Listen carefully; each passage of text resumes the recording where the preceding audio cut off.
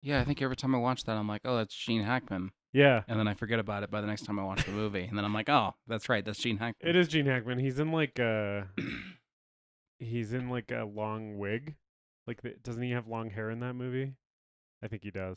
As we just established, I forgot that Gene Hackman was in Young Frankenstein, so I Yeah, don't he's a remember. little younger in that. Yeah. Anyway. Guess we'll just start. Only if you want to. We don't have to. We keep talking about how Gene Hackman's in one scene of Young Frankenstein. He shows up in Bonnie and Clyde, too. Yeah. Is he in Bonnie and Clyde? He's like Clyde's brother, I think. I've never seen That Bonnie just, and Clyde. shows up and is like, hey, can I rob banks with you guys? Yeah. Gene Hackman either the whole movie or in one scene, basically. Also, Gene Wilder's in that movie. Wow. In that case, he's in it for 5 minutes. The two Genders. Yeah. The two. Leave.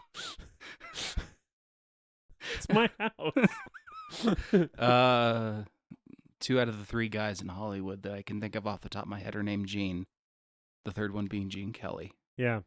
Do you think there was ever a movie in which all 3 of them appeared? Gene, triple threat. Gene Cube. I don't. Probably not. Probably not. But Gene Wilder and Gene Hackman appeared at least twice in the same movie. Yeah. Okay, I'm going to start the podcast now. Okay, sounds good. I'm David Scandura. I'm Justice Burkett. And today we're here to find out, is the Royal Tenenbaums the greatest movie ever made? Did you say you're on mescaline? I did indeed. Very much so.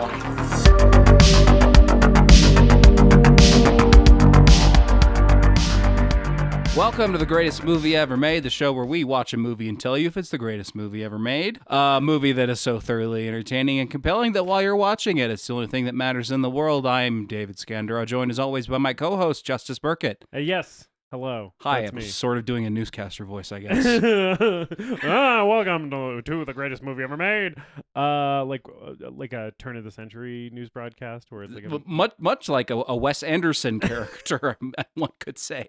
Yeah, people do sort of talk in a weird stilted way in these movies, don't they? Sometimes. And then sometimes it's like really grounded and earnest. It's he's known for that balance. Right, he walks a fine line. Yes. And characters with names like, what's Bill Murray's character's name? Reginald St. Clair? Yes. And if not, it's close to that. Yeah, I think so. Well, I mean, even just the name Royal Tenenbaum. Yeah. Which I did not know. We'll get into it, but I didn't know really anything about this movie. So learning that Royal Tenenbaum is not just the name of the movie, it is the name of Gene Hackman's character, it floored me a little bit.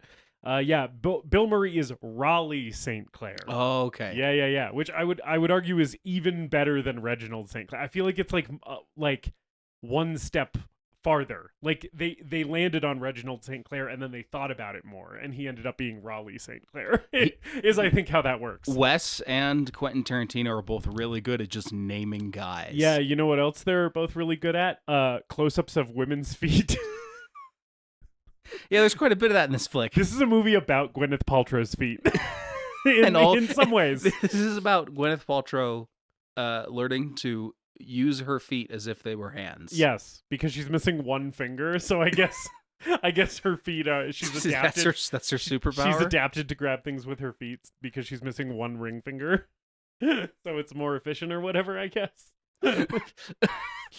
Or I guess like if you're a playwright who hasn't written a play in 7 years, you find another hobby. Have I training your feet to work like little chimp feet? Have I told you that the Dune books eventually get to a point where there's an offshoot of the Bene Gesserit thousands of years in the future that are these are the honored martyrs, right? Honored matres. Matres, yeah. I do know and they kill them. And they kill people with their feet. Yes, I believe you have told me about this, and I've also just absorbed it from online Dune discourse. Frank Herbert just laying his fetishes out bare for the world to see. Right. In the first Dune book, it's like, yeah, you can tell that this guy is like a little horny and he's a little bit of a freak, but he's like really pretty successfully couching it in all of the world building stuff and character stuff.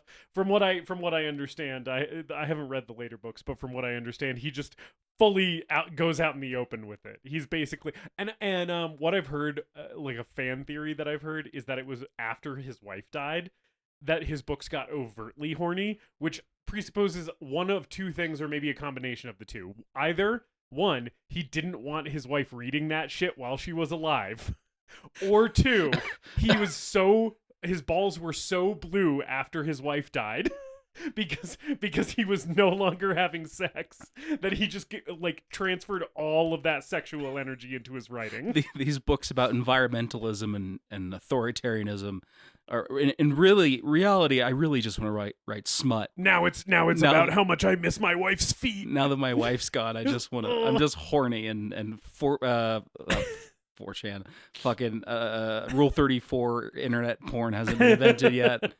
I can't. Yeah. I don't know. Yeah. Anyway, yeah. Back on topic. Yes. We already got off topic. Wes Anderson. I mean, we were sort of on topic in that this movie is, in some ways, weirdly horny, much like Frank Herbert.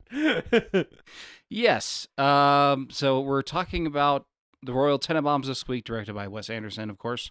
Before we get to the movie, how are you doing? I'm doing quite good. I am incredibly busy, and I am about to be busier. I think I maybe said that on last week's episode too, but my June is just going to be fucking insane, dude. I'm going to have something every single day of June, basically.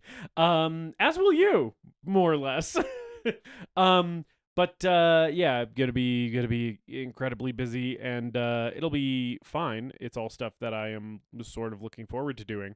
But schedule's going to be very full, and I'm just preemptively tired. But I'm good. Well, at least, if I may comment, at least the busy stuff is mostly related to your job, and you like your job, as opposed to, maybe this time last year where you had a job that you hated and a bunch of busy stuff on top of it. That's true. Yeah. At least it is everything's better. a little bit more tied together, and generally speaking, you like it more. Yes, that is true. That's why I'm good and busy, not bad and busy. Yeah, it's true. I'm looking forward to it. It's all stuff that I find pretty fulfilling, but at the same time, I am not going to have very much time to do anything that is not work.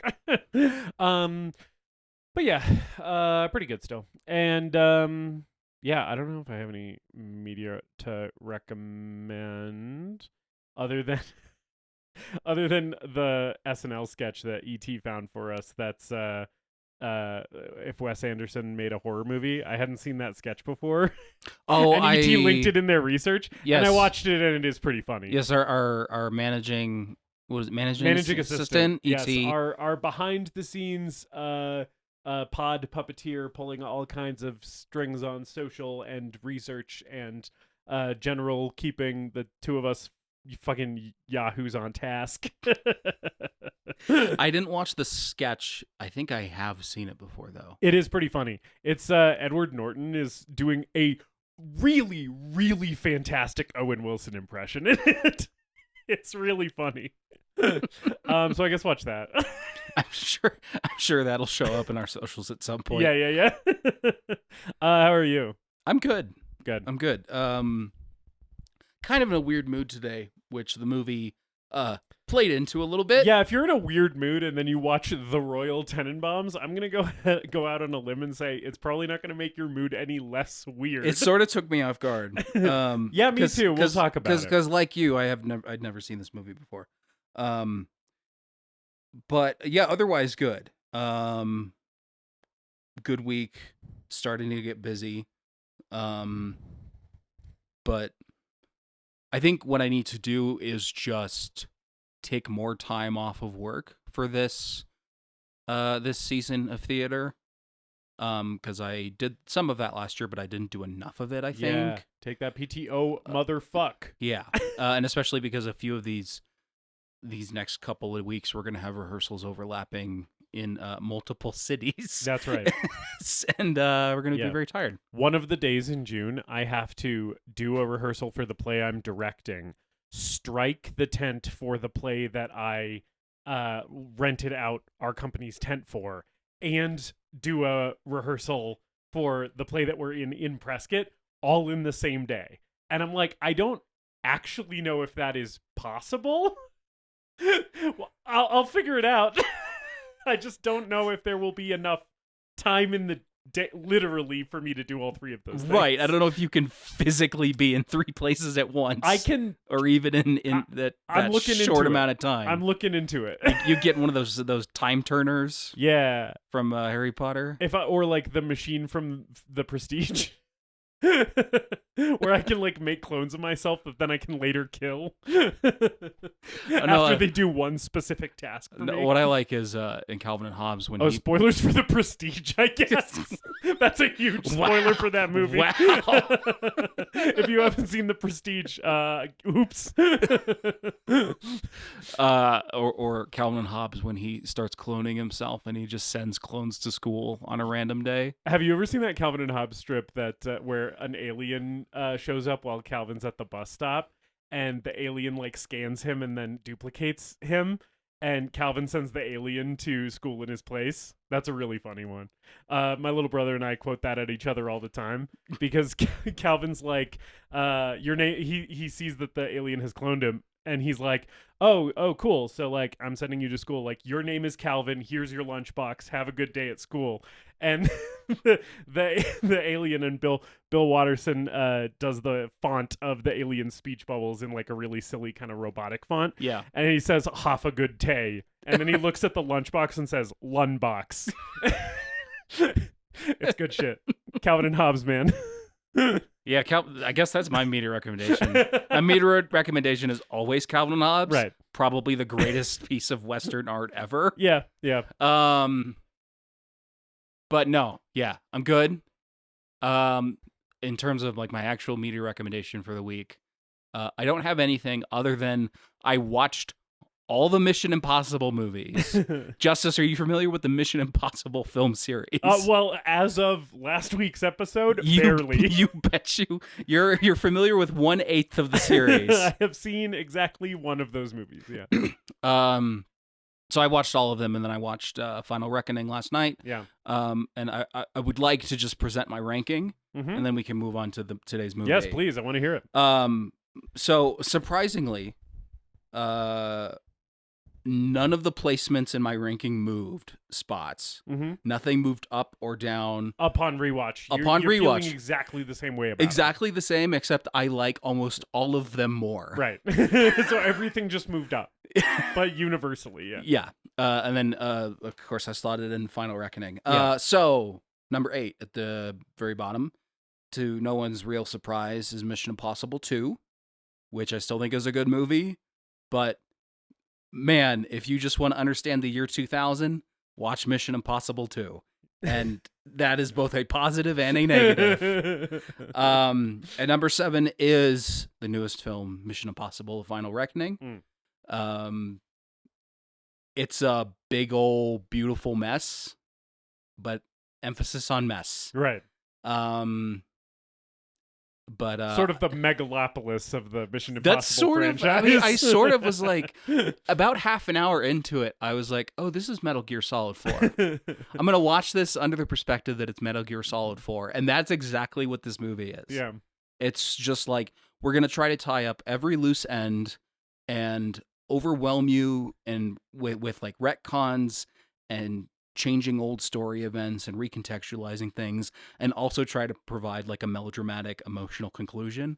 And I'm like, it's Metal Gear Solid 4. Like, I feel like I'm mashing triangle trying to get old Solid Snake through the microwave emitter while we're watching cutscenes of like Navy ships shooting missiles at each other, and then the two side characters that have been in the background the whole time are like now in a romantic relationship, and they're like doing a last stand. It's just Metal Gear Solid 4, the movie. You know what's funny? I've never played a second of any Metal Gear Solid game. I still understood most of what you just said, because if you are online in specific circles, by which I mean if you follow a lot of transgender people on social media, oh yeah, you are exposed to so much Metal Gear content. Shout out to the transgender community. You have great taste in video games, from what I understand, having never played any of this shit myself. Number 6 is Mission Impossible 3. Which is a difficult one to place because it's sort of like a return trying to right the ship after Mission Impossible 2, and I don't think it's terribly successful, but like there's a lot of snippets of cool stuff in there. It's like a very watchable movie, and like Philip Seymour Hoffman's the villain in it, and he's fucking awesome. Number 5 is Mission Impossible: Dead Reckoning, which has a really, really strong like first half of action sequences, and maybe like the best cast in the franchise. Like the new characters they bring in, the performances are great. The writing for them is wonderful. And then towards the end, it sort of starts feeling like maybe there's not enough story for a second movie. And then watching the second movie, you realize, no, they just left all of the story in the second movie. At number 4 is Mission Impossible: Rogue Nation, which introduces one of the best side characters in the series, played by Rebecca Ferguson. Just like, Christopher McQuarrie directs 4 of these movies. This is his first movie. And I think he sort of establishes himself as a strong director and creative voice for the franchise in this one. I just think it's sort of nestled between 2 Mission Impossible movies that are better than it. So that's the thing with it. Number 3 is the original Mission Impossible. For more, listen to our episode on it. Yes. But needless to say, I think it's still a really, really good, strong spy action espionage blockbuster with some of the greatest scenes in film history in it from a really strong director. Number 2 is Mission Impossible: Ghost Protocol, directed by Brad Bird. And what I love about it is they finally decided, hey, the James Bond movies don't have enough gadgets in them anymore, so we're just going to take all those James Bond gadgets and put them in the 21st century. They were like, hey, Q's been slacking over in the Bond franchise. Let's see if Q is available for our movie. It's basically just 3 extended heist sequences in the vein of the CIA heist from the first one. Cool. Just sort of like blown up to extreme proportions. That does sound great. great. Fucking rocks. Yeah. And at number 1 is Mission Impossible: Fallout. Fuck yeah. Which is the 6th film directed by Christopher McQuarrie. And just like a perfect action movie.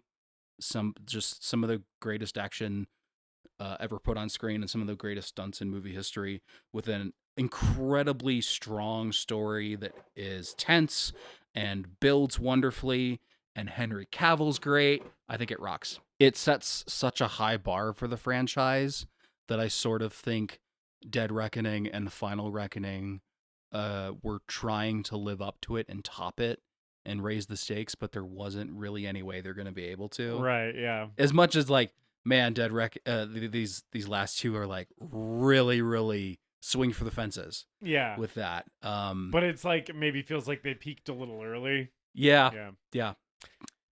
Well, but they're all good movies, and I recommend that you watch them. Eventually, I will. Just not in June of this year, my friend. Cool. I'm glad that you, to some degree, enjoyed the new one, even though it's lower on your list. And glad you had a fun time with the franchise. It's one of those where it's like I'll have to sit on it and marinate on it for a while. Yeah. Speaking of having to sit on movies and marinate on them, I feel like that is exactly how I'm feeling about today's film. Yeah. It's so like, David, like both of us, we didn't know what Wes Anderson's The Royal Tenenbaums was about. All I knew about this movie was that it was about a rich family. That's the only thing I knew about it. And like I knew the actors who were in it, right? I was surprised to find, David, that this movie is sad as shit. It is kind of really depressing at points. And I was like, I haven't seen a lot of Wes Anderson. And maybe we should both talk a little bit about our history with Wes Anderson. Right. But the Wes Anderson I have seen, now including the Royal Tenenbaums, is only Moonrise Kingdom, Royal Tenenbaums, and the Grand Budapest Hotel. Those are the only 3 I've seen. And Moonrise Kingdom and Grand Budapest, they have their little kind of melancholy moments. But I would describe both of those movies as sort of like feel-good movies to some extent. This movie, I'm like, wow, I didn't know he made movies this heavy. And that's not to say that this movie's not uplifting at points and not quite funny at points. But I was surprised by how much of sort of an emotional wrecking ball this thing is, where I was like, oh fuck, like I'm really sad. I don't know if you had that experience. I think the sadness sort of came out of a confusion. Not that like I don't know. Like again, I don't know. I was just in a weird mood today, and I put this on, and as I'm sort of easing into it, I'm not finding the hook. I'm not finding the thing that's going to grab me and pull me through the rest of it. But as the movie goes on, I'm just sort of like slowly worn down by it. And as we get closer to the end, I'm like, I think this is the saddest, the most overtly sad Wes Anderson film that I've seen. Yeah. And I've seen more than you. Many of them I've only seen once, like, and it's been a few years. And I think his films do have the quirkiness and the humor and the kitschy, cute, quirky, offbeat sensibility to them and their aesthetics, and his obsession with detail and creating worlds that you can kind of get lost in. Yeah, a lot of whimsy in his movies. But there is definitely an undercurrent of sadness in those movies. Yeah. Asteroid City, which recently, the most recent film that he's done, which sort of turned me back into a Wes Anderson fan, had that too. But this one, I think it is brought to the forefront more than I've seen in a film from his before, or at least that I can remember. And I've seen Rushmore, Fantastic Mr. Fox, Isle of Dogs, Life Aquatic, Moonrise Kingdom, which was my first, and Grand Budapest Hotel and Asteroid City. And Moonrise Kingdom I loved immediately, and then crawled through the rest of his filmography and kind of found a lot of letdowns and disappointments. Like I didn't like Grand Budapest when I saw it. I didn't like Life Aquatic. Those are ones that I've only seen once. I think both of his animated films, his stop motion films, I enjoyed those immediately. I remember liking Rushmore, but that's kind of before he started, I think, solidifying his style with this one. But yeah, coming to this, I didn't know what to expect. Other than I know Margot Tenenbaum is aesthetic. She is Tumblr girl. Yes. I know. I know. As soon as like she comes on screen and we get introduced to her character, I'm like, oh, I know 5 women in my life that are exactly like this and love this character. Yeah. High Priestess Pod did say, because she's never seen it either, but she was like, yeah, basically what I know about that movie is Gwyneth Paltrow showing up on my Tumblr board a shit ton in like 2012 or whatever. Right. But yeah. Man, the heavy fucking black eyeliner that she has on the whole movie, it is such like a instantly recognizable, like, yes, I know so many people who have modeled their personality off of this. Off of gifs of this woman. Yeah. And her smoking filterless cigarettes the entire movie. It is a whole vibe. Yeah. Yeah, I don't know. I was sort of floored a little bit by how different this movie made me feel than the other 2 movies of his that I've seen. And I am remiss in exploring more of his filmography, right? But this is an interesting one for me to hit kind of early, I guess, in my exploration of his filmography, because I still have a lot to go. And it'll be interesting to see kind of where this fits in. It seems like he was working through some stuff with this movie, is very much the vibe I get. That's what I think. Like that shows up on screen, and I think his films, the thing that people get wrong about Wes Anderson that really, really annoys me with all of the parodies and people typing like Wes Anderson spy movie into fucking Chat GPT or some shit. Yeah. And generating this this AI fucking horseshit slop. Right. They miss that there is more to Wes Anderson than just the aesthetic and the style. Yes. And I also don't even like that people like criticize him for having a style. Right. It's like, oh, I'm sorry. He has like a distinct like visual aesthetic that crosses like all of his films. And that's a bad thing? Like, God forbid an auteur filmmaker exists? Like, do we criticize Tarantino for that? Do we criticize David Lynch for that? Exactly. It's and what I think it is I think it's two things, right? I think Wes Anderson films a lot of the time do resonate more than some of those other filmmakers, like Tarantino specifically. Wes Anderson resonates more with a female audience a lot of the time. I know that there are a lot of female fans of his films. There's a lot of men like Wes Anderson's films as well. But I just think that things that are popular with women are often just belittled by society, right? And so I think that that's maybe a little bit of it.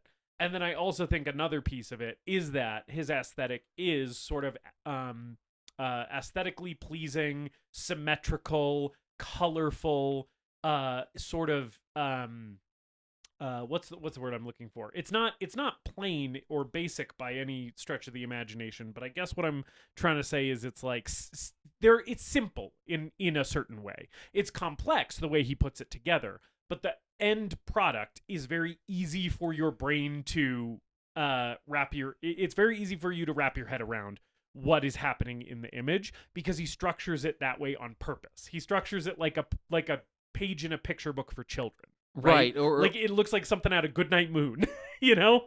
And so it's like, I think people see it as, because it's whimsical and colorful and symmetrical, they equate that with childish, right? Yeah, I think it's maybe deceptively simplistic too. Yes, I completely agree with that. I think that it's way more complex than people give it credit for, right? People think, oh, in order to have a Wes Anderson aesthetic, you need like pops of color and a perfectly centered doorway with someone dressed in a very loud costume standing in it. Mm-hmm. And it's like, no, that's not really what it is. His thing is a lot more specific than that, you know?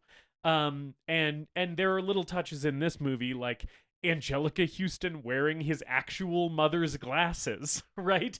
That when you learn those details from the behind the scenes, you're like, okay, so this is also coming from a place where he is thinking about everything that shows up on camera way more than people are than the naysayers give him credit for, right? Gwyneth Paltrow in this movie is smoking a brand of cigarettes that they stopped producing like 15 years before they shot this movie. Yeah, it's like they're like Irish cigarettes from the 70s. Yeah. I think. Yeah.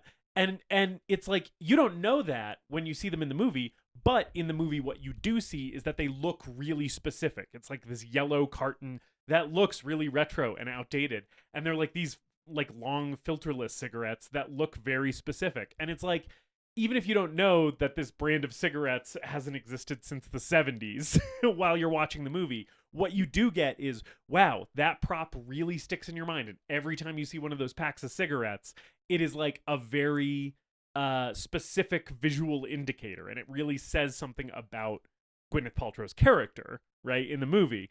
And that's kind of the thing that I think is the magic of his filmmaking style, is that behind the scenes, there's so much intention going into each of these choices that even if you don't know what he was thinking when he put the thing in the shot, you get as a viewer that it has been thought about very hard. In the same way that David Lynch. Right, right. Even if you don't get what he was thinking, you get that he was thinking about it. Right, so many of the elements in those films are clearly like thought about and planned out and have some sort of emotional resonance and meaning to Lynch, but it may not be clear to the audience. Yeah. And I think the same is true of Wes Anderson. And I think that's like that's what I want from a director. Yeah. I want a director who's going to challenge me and get me thinking and not spell things out for me, and construct a film that is clearly important to them. And I think, for better or worse, regardless of my verdict on this movie, I think that's what Wes Anderson did with this. Absolutely. Yeah. This feels very much like the singular vision of an artist who had a very clear idea about what they wanted to say. Yeah. And I more than a lot of movies we've talked about and on I this show. and I think it definitely seems like that's part of why people connect to this movie so much, and it is so regarded among his filmography. Yeah. And it exists in this strange kind of middle ground where you can see him really starting to hone his style and the quirky sensibilities and his obsession with symmetry and the way the camera moves throughout the set and moves throughout the world.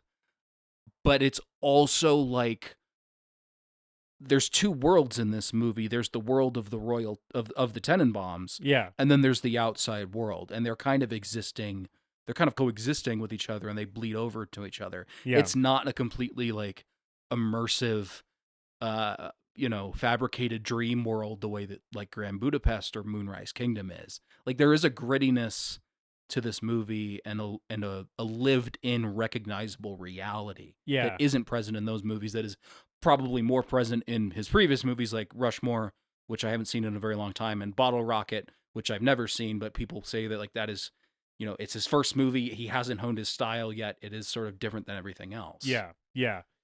You were talking about the cinematography in this movie, like the way that the camera moves and whatnot. I think it's important to say that like Wes Anderson is clearly he's clearly got a lot of creative vision.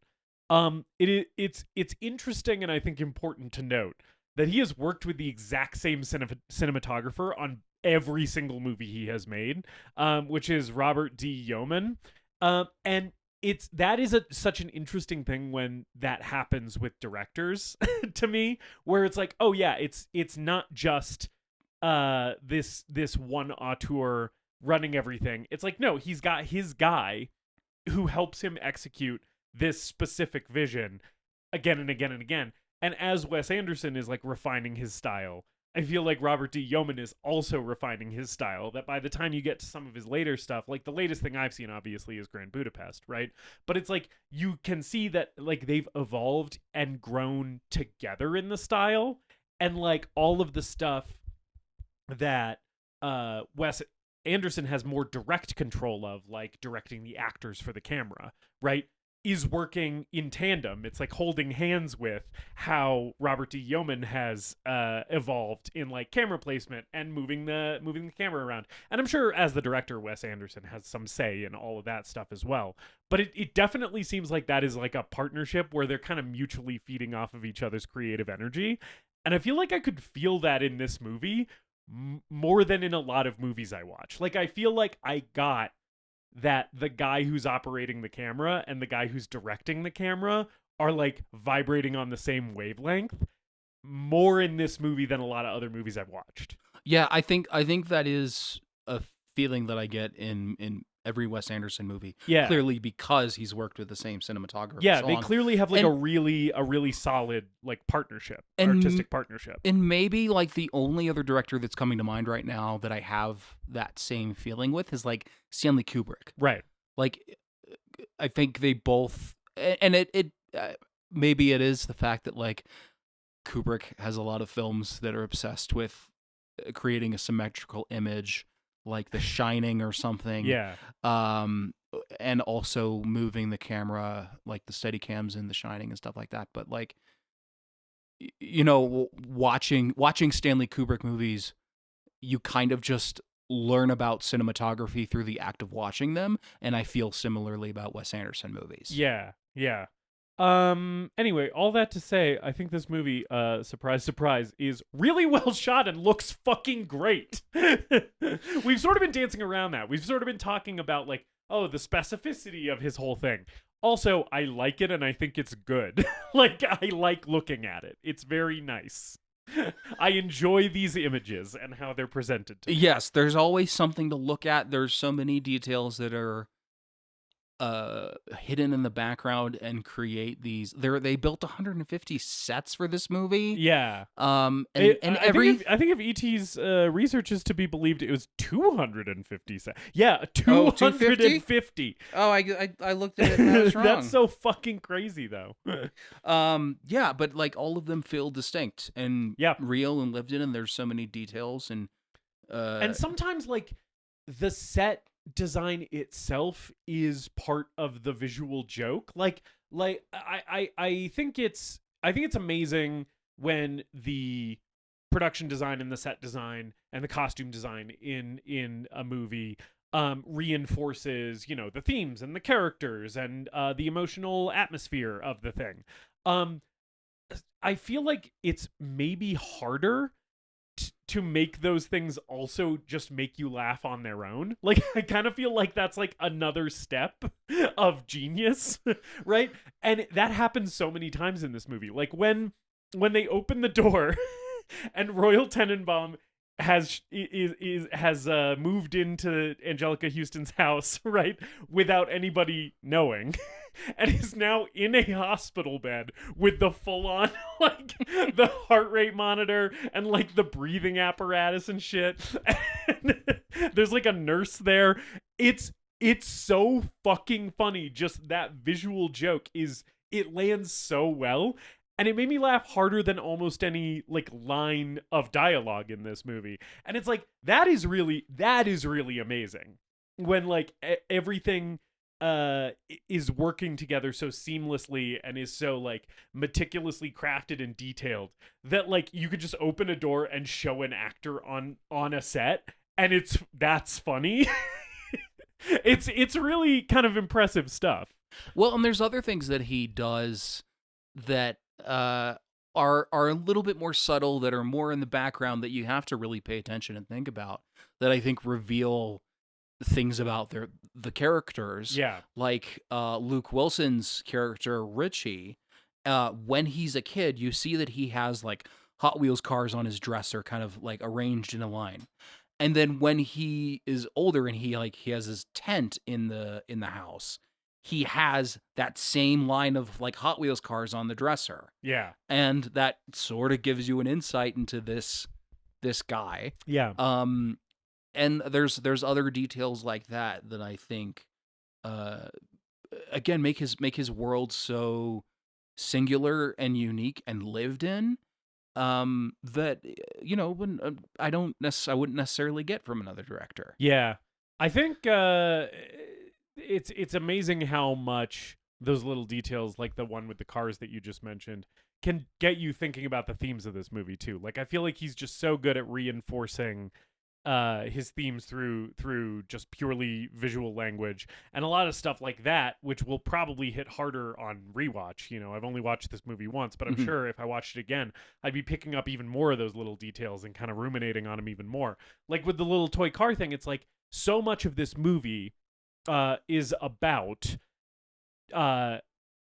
trying to hang on to the comfort and achievements of your youth, right? Like, so much of it is like, hey, when you're a kid and everyone's telling you that like you have limitless potential and you're gifted and you're a little genius, right? And you're a one-of-a-kind special snowflake, right?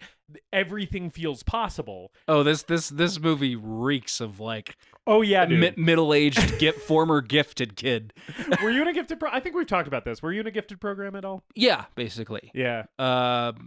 And yeah, and I and now you have a podcast. And now I have a podcast and a job that doesn't pay me enough, and zero ambition in life. Yeah, that's right. I was in a gifted program too. Yeah. I was, when I was in middle school, they took me and like, I don't know, 3 of my classmates and were like, wow, you guys are really smart. We're going to like put you in a special after school program where we like make you solve crosswords and brain teasers and like do like more complicated math than your peers are doing. And I was like, wow, I'm a little genius. I feel so special. And yeah, now I just have a theater degree from a state university. I was reading in like kindergarten and first grade. Yeah. Like, wow. and I would get pulled out of class to read with an aide.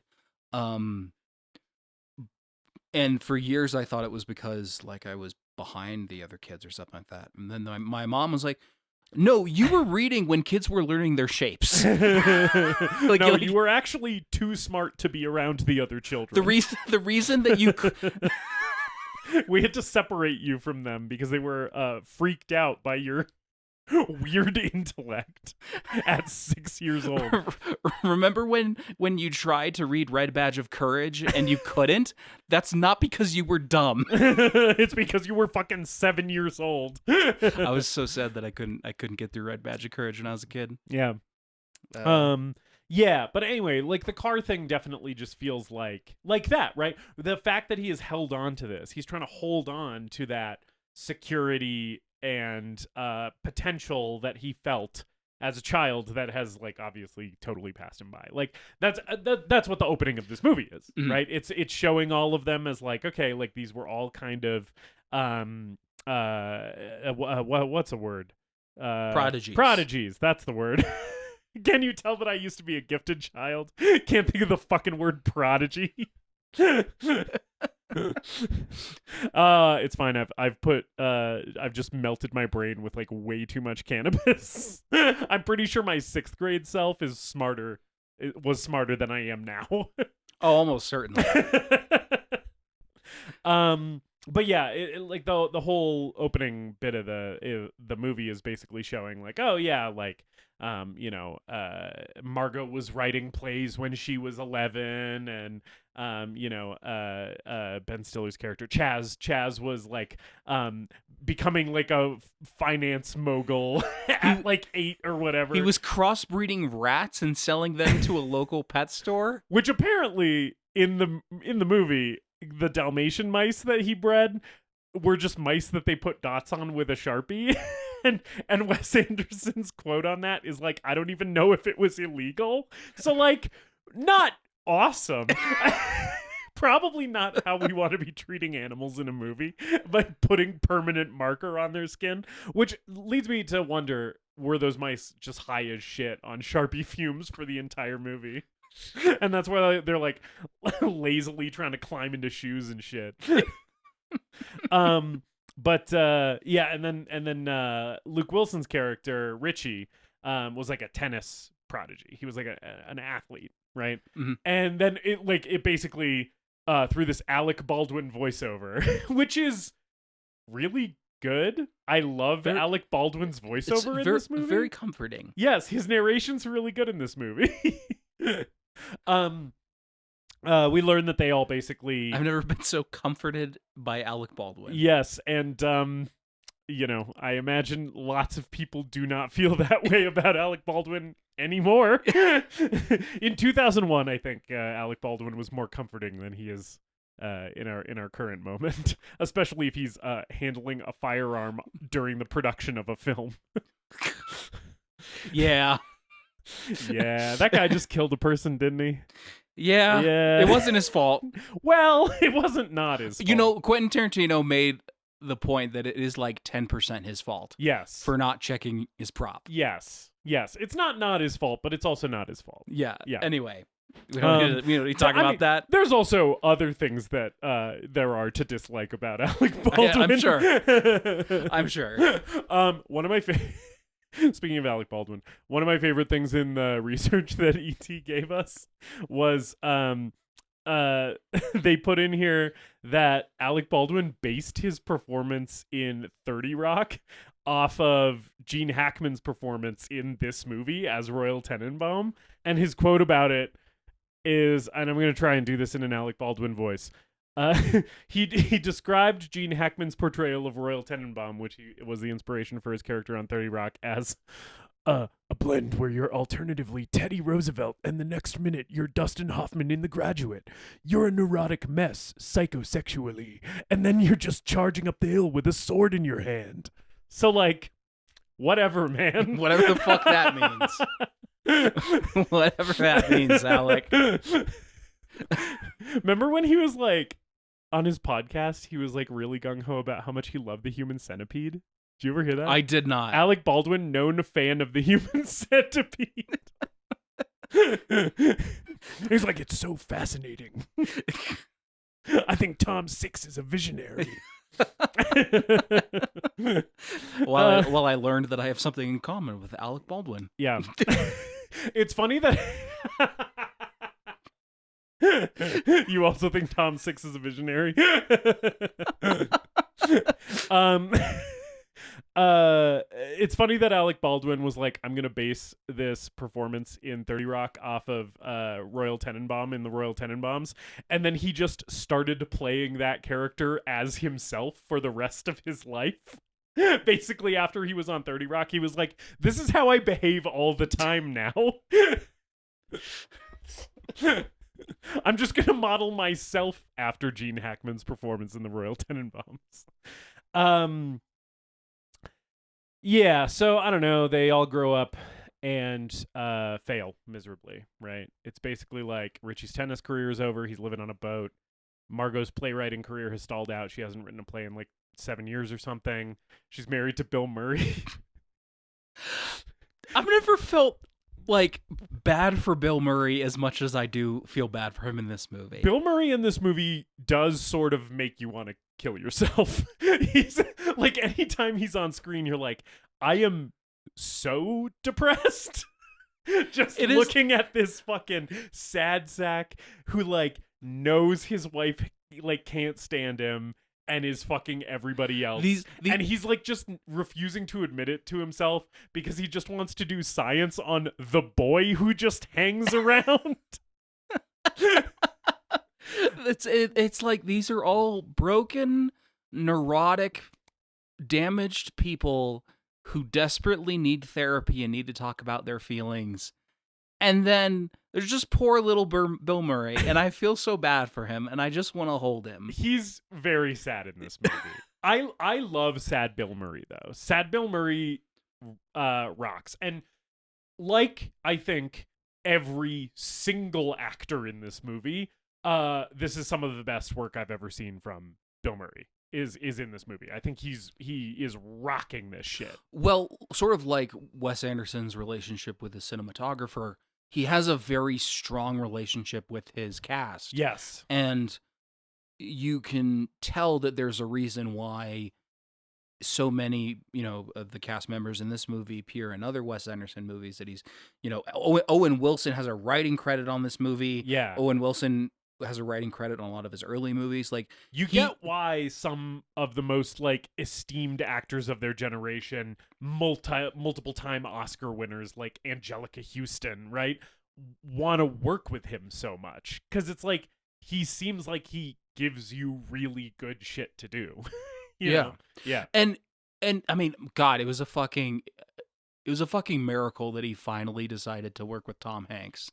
That he was finally like, you know what? I want to get Tom Hanks for Asteroid City. And Tom Hanks is like, this whole time, he's just been perfectly tailor-made to fit into a Wes Anderson movie, and it's only now that we're getting that. I think he had to wait until Tom Hanks had embarrassed himself a little bit. He like couldn't. I feel like it's against Wes Anderson's nature to like pick up an actor who's like still kind of king shit. He has to be like, you have to be like, I was king shit, and then like I made a couple bombs. And like now people kind of laugh at me a little bit, and then he's like, I'll pick you up and dust you off and give you something nice to do. Right? I kind of feel like that was his relationship with Adrian Brody a little bit. And like Tom Hanks, it's like, well, you can't get him pre-Elvis, but post-Elvis, you can pick up Tom Hanks. You can dust him off a little bit. You can be like, hey, that that was some shit you did. Here's something good for you. For you to bite off. Or that movie where he's like, it's the post-apocalypse and he's got a robot dog. I think it's called Finch. Yeah, it's one of those where he's got a robot and a dog. The dog's a regular dog, right? But the robot's a humanoid robot, right? Yeah. I haven't seen. I know.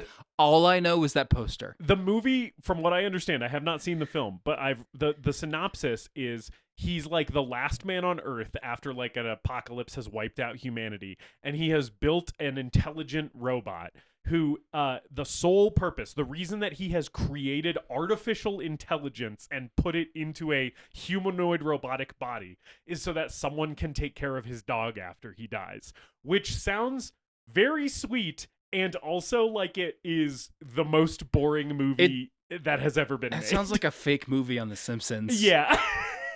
Right. And like at the same time, I'm like, well, as the owner of 2 dogs, would I cry my fucking eyes out watching Finch? Absolutely, probably. I think Finch is the guy, not the robot. But I don't know. Maybe we'll cover it on the show and find out. Maybe. Stay tuned for Finch, I guess. But even down to the fact that his casts are always presented as ensembles. Yeah. Like so many people are given credits in this movie, and in the opening credits, they're given a moment on screen, or you watch the trailer for his upcoming film. Actually, when this comes out, it should be hitting wide release, maybe where you live. I don't know. Yeah. The Phoenician Scheme. Yeah. Where he has an ensemble cast that is stacked with actors, and he proudly presents all of their names in the trailer. It doesn't strike me as a cynical Oscar baity, we're trying to bait you with great actors. It's more like, no, I love these people and I loved working with them, and they are as important and essential to this movie's success as I am. Yeah, and he gives all of them meaty stuff. Like that's kind of the thing that has always been even the small characters, even the smaller roles. Like Bill Murray's not in this movie that much. Yeah, or Owen Wilson. Yes. And there's like, okay, Owen Wilson is not in this movie that much, but also this movie is in my heart almost entirely Owen Wilson. This movie would be radically different without Owen Wilson. Yes. But that's to my point. Like Right. He makes these small roles feel essential. Yeah, man, now that we mentioned him, I just want to talk about Owen Wilson in this movie. Eli Cash is just one of my favorite characters in a movie, I guess. just everything he's doing in this movie, I was like, I don't know if I have ever loved Owen Wilson as much as I did watching The Royal Tenenbaums. I've liked him in stuff. I obviously haven't seen all of his Wes Anderson stuff, right?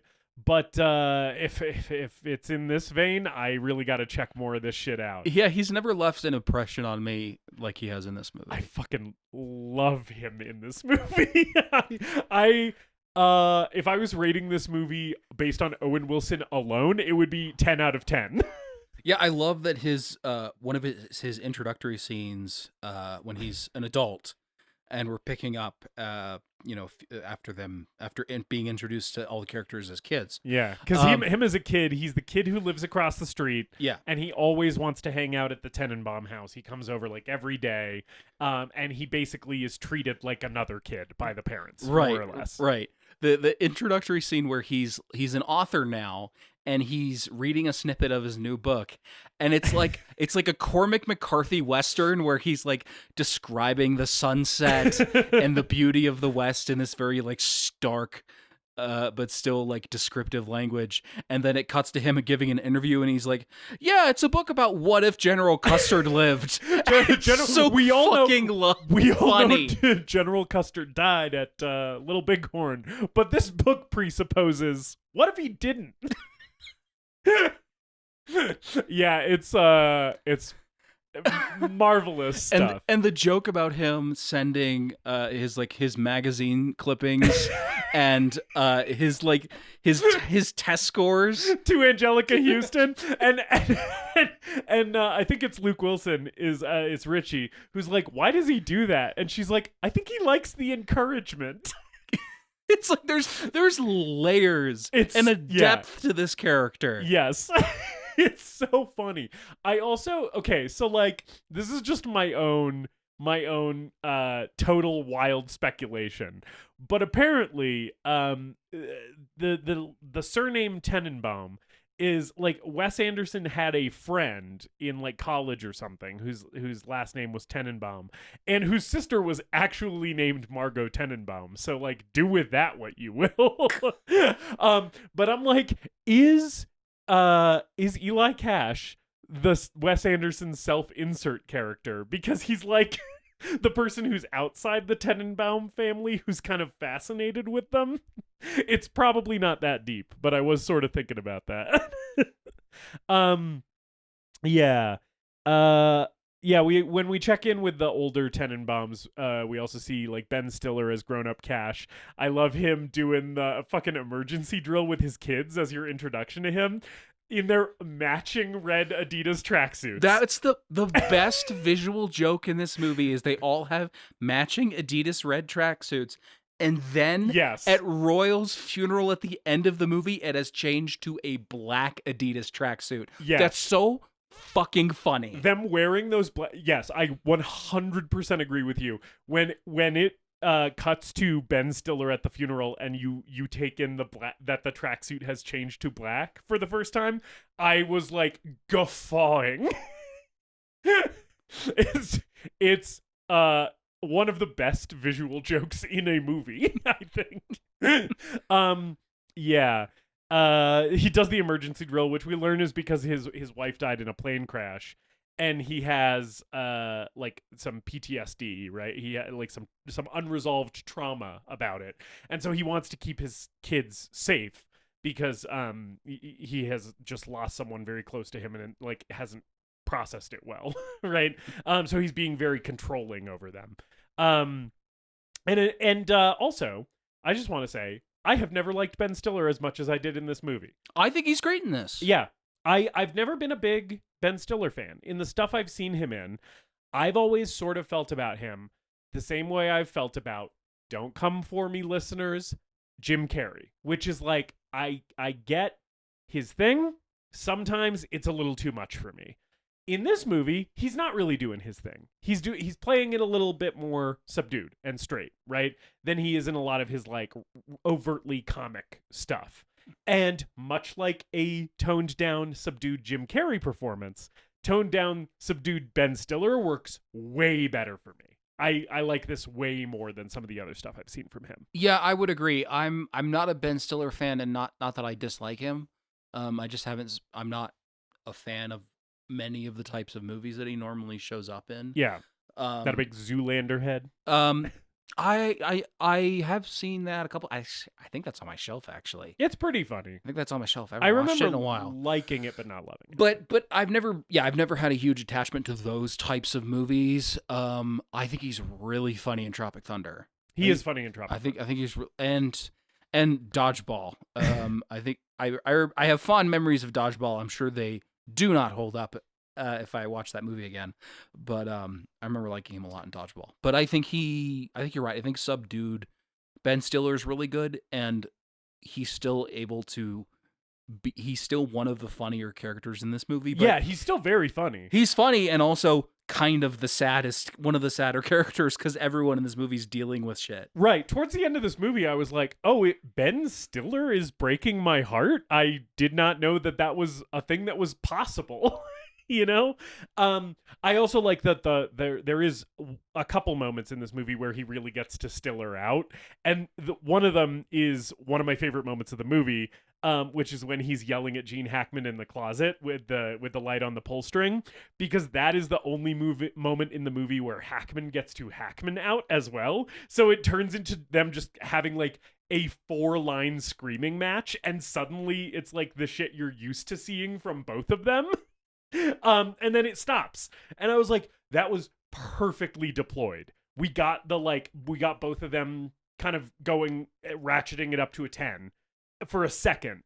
And then it's like, no, we're packing that back away. Mm-hmm. You know, I really like that moment a lot. And going back to Wes Anderson's visual style and the set design and everything like that, that set is just a closet full of board games. And then the drawstring is one of the Monopoly houses or the hotels or something. Yeah. And it's like, it's a detail that maybe your regular audience member wouldn't notice, but it just makes that more interesting. Yeah, it gives it character. It gives it flavor. You know, it's like, yeah, he just spices up every scene with these little details. Yeah. Yeah. Or there's one scene of, I think it's it's in someone's, it might be Eli Cash's house. It might be in Eli Cash's apartment or his house or something, where the camera is like next to a dresser, and Owen Wilson is in the background, in the center of the shot, but in the foreground, sort of like slightly out of focus is this stack of porno tapes. Oh, yeah. With the spines like all front of camera. I think that is in his house. Yeah. Eli Cash's house is maybe my favorite set in this entire movie. Those fucking paintings that he has. Oh, those paintings are so good. Are fucking crazy. It's yeah. I'm just gonna talk about it now. We haven't even gotten there in the movie yet. But my favorite fucking scene in this movie is when after they go to the graveyard for the first time, right? Margot tells Richie that Eli told her about the letter, right? Where he said he was in love with her. And then he goes to Eli's house. And Owen Wilson is sitting on the one couch and Luke Wilson is sitting on the other couch, and both of them have the most fucking insane paintings you've ever seen behind them, where like in the one behind Luke Wilson, it's like a gang of shirtless people wearing like crazy weird African tribal masks, beating up a dude, like tearing at a dude wearing sunglasses who's screaming. And then behind Owen Wilson, there's like those same like shirtless dudes in African tribal masks in a line on motorcycles, and Luke Wilson is just sitting there staring at him, and Owen Wilson goes, "What, did you say something?" And he's like, "No." And he's like, "Oh, sorry, I thought you said something. Don't worry about it. I'm on mescaline. I've been spacing out all day." And Luke Wilson goes, "I'm sorry, did you just say that you were on mescaline?" And then the funniest line in the movie to me, and so Owen Wilson goes, "Yeah, I did. Very much so." And that was the biggest laugh I had in the entire movie. I was beside myself. Because it's just, oh God, it's like, I think people mistake sometimes Wes Anderson's comic sensibility as sort of like, lol, so random, right? I feel like that's kind of the, from my perspective, incorrect reading of it that I've seen from, especially from some of his detractors. Like, oh yeah, in a Wes Anderson movie, like someone will say something really sappy and then someone does a pratfall and it's so random and you're supposed to laugh at it, right? And I'm like, I feel like that is like a very shallow understanding of what is going on here. I feel like it's so much more sophisticated than that, right? Especially because this scene sets up like a major thing in this movie, which is like Eli's drug problem. But the way it's introduced is so stilted and weird and silly that you can't help but just like be moved to laughter by the absurdity of it. Right. I think he's dealing in absurdity in a way that is like just the absurdness of reality. Right. Yes. Yeah. And I think that, I think that joke is evident of that. I think, just like the fucking there's a scene early on with Bill Murray and Dudley is the child that he's studying, and he has shapes, like blocks of shapes on his desk, and he tells him to recreate it with his own blocks, and he does something completely different. and he's like fascinated. This kid's brain is so fucked up. And he just starts laughing to himself. Yeah, like that. And then he's taking notes into the tape thing right after that, and he's like, "Oh yeah, he has some kind of blend of like dyslexia and colorblindness and whatever else." And Dudley goes, "I'm not colorblind." No. Just before he goes, and an acute sense of hearing, and then Dudley goes from the other room all the way in the back end of the shot. He goes, "I'm not colorblind, am I?" And he's like, "Yeah, I'm afraid you are, actually." It's so fucking funny. It is a monumental achievement in this movie that Bill Murray's relationship with Dudley does not seem creepy or weird at all. Oh no, we have one creepy, weird relationship in this movie. Oh boy, do we! So like, Wes checked that box off already. Yes, sick and gross, in the words of Eli Cash. the relationship between Margot and Richie is sick and gross. Yes, The Royal Tenenbaums is also a movie about family and generational trauma and our ability to communicate with one another and express honesty to each other. It's also about It's also about fucking your adopted sister. It's also about taps the sign on the front of the bus. That's the Green Giant incesto tweet. Yeah, I didn't expect the. I didn't expect it. I'm not surprised, since the No. entire plot of Rushmore is about little baby Jason Schwartz. I screwed up with that last time. Jason Schwartzman. Jason Schwartzman. Rubber baby buggy bumpers. About Jason Schwartzman trying to nail his teacher. Yeah, That's right. the whole plot of that movie. Yes, weird sexual dynamics are not a foreign element to Wes Yeah. Anderson. So I was not surprised, but I did not expect it in this movie. Yeah. I like that they don't go too far with it. I think it is intentionally, it's supposed to make you feel sort of conflicted. You're supposed to kind of be like, well, I sort of like both of these characters individually. I'm sort of rooting for their happiness. Also, this is weird and gross and I don't like it. And I feel like the movie is sort of letting you feel both ways and encouraging you to feel both ways about it, right? Where you're sort of like, okay, this is like I'm glad that they care about each other. I don't really want to look at this.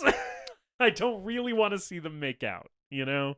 Yeah, it's tough. It's right. a tough thing. It's challenging, but I think it's challenging in a way that is not, at least for me, a black mark on the movie. I think it's encouraging you to think about it and analyze it and feel however you want to feel about it. I think it ties into like the profound sadness at the heart of Richie's character. Right. That And like the it's- only person who he feels connected to Yeah. is someone who he grew up with, right? Like the only people who he feels like understand him and are capable of loving him, right? Are, yeah, basically like the kid from across the street who would come over all the time, who was his best friend, and his adopted sister who he used to share a sleeping bag with. And it's like his wires got crossed. Right. Also, it doesn't help that their dad constantly talked about her as if she was not part of the family, right? Doesn't help with him getting his wires crossed, or her either. Right. Because he's like, well, you're not actually part of the family. You're like a fake person who we brought in. And that's the sadness to the Margot character is that since she was a child, it's been reinforced to her that she doesn't belong here. Yeah. And that she's different, and that plays into her adult life, I think, where she is she's seeking love and companionship from, she's had tons of affairs from everyone basically except her husband. Yeah. And is completely closed herself off to the point where she's just like rotting in a bathtub watching TV all day. Yes. And I like Anjelica Huston comes in and she's like, what does she say? She's like, I don't think it's a good idea for you to have like an electrical appliance like so close to the edge of the tub. She's like, I tied it to the radiator. That's why. With the red string. It's so funny. It's so funny. Yeah. Gwyneth Paltrow's character, Margot, is like, yeah.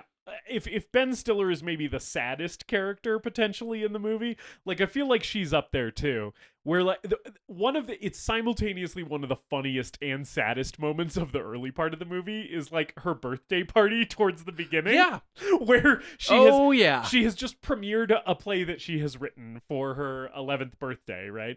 And like on her birthday, and then Royal Tenenbaum sits down with his kids, and she's like, well, what did you think of the play? And he's like, well, it was like kid shit, and it sucked.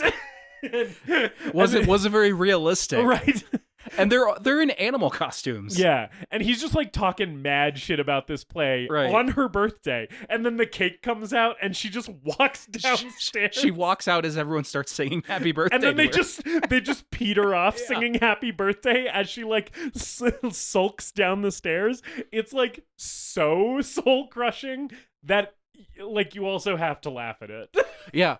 And one thing with Richie early on, they do like what seems like a throwaway joke about him trying his hand at being a painter, being an artist. Yeah. But he's a failure. And you see that he's painted all of these terrible looking portraits, and then you look at them for a second They're and you all of realize Margot. they all look like Margot. Yeah. So they plant that seed really, really early. Yes, yeah. Where like basically as soon as you see those pictures, you're like, oh, okay, Yeah. yeah, yeah. This kid has some, yeah, ooh, but yeah, and then they all have like a little bit of childhood trauma that comes back because like Ben Stiller also has the moment where he gets shot. Chaz gets shot in the hand by Royal when they're doing like the BB gun war, even though Royal's supposed to be on his team. He's like, well, the point is to shoot guns, so I shot you. I had a clear shot and I shot you. And he's like, yeah, but like we were on the same team and this makes me feel really betrayed, And actually. and I love how that keeps coming back when they're Yeah. having arguments. He's like, but we were on the same team. Yeah. And you could tell that really hurt him and betrayed and like shaped him as a human being. Yeah. Also, the shot of the BB in Grown Up Chaz's hand apparently is the hand of Andrew Wilson, the third Wilson brother, who apparently just actually has a BB in his hand. So I'm guessing that was an Owen Wilson contribution to the script, since it had actually happened to his brother. Yeah, it must be. But yeah. Yeah, I don't know. The main plot thing that happens early on in the movie that we haven't really talked about yet is so like when we meet all the grown up Tenenbaum siblings, none of them have talked to Royal in years, right? He's been estranged from the whole family. Anjelica Huston's not talking to him. None of the kids are talking to him, and he learns from Pagoda, who works for the Tenenbaum family, that Anjelica Huston has been proposed to by maybe the MVP of this movie. I know I was talking about how much I love Owen Wilson, but like if there is a person in this movie who has an outsized impact compared to the amount of screen time, I think it is Danny motherfucking Glover. It's wild that I never would have expected them to work together. Mm-hmm. They just seem like polar opposites. Right, seems like oil and water, yeah. Right. And Danny Glover's so fucking good in this movie. Literally from the first time he opens his mouth, he's like your favorite guy, right? It also reminded me so much of the romantic dynamic in Jackie Brown. Like it just feels, because it's like they're both a little older and they're both a little wiser, like world wise, you know, and like they're kind of just looking for like comfort and companionship in each other in like a really wholesome way, you know? Right. It was sort of reminding me of that dynamic. And so like immediately when Danny Glover's character opens his mouth and starts talking, because basically the first thing he says, you meet him and you learn that he's been like her accountant for like 10 years or whatever. And he's like, hey, like, you know, from a tax perspective, I think maybe it would be good if you divorced your husband and, I don't know, like married me instead. And he approaches it in like the sweetest and most endearing way. And then Anjelica Huston's reaction to him is like, she just like melts. And I was like, oh, this is the cutest thing I've ever seen. Like Danny Glover is fucking adorable. He says, I love you. Will you marry me? And then she goes, let me think about it. And initially I was like, oh no, poor Danny. But then it's like their relationship is sweet and genuine, and he doesn't have like an ulterior motive or anything like that. He's so pure. Yeah, he just loves her. And when she's like, let me think about it, he respects her enough to be like, all right, you know?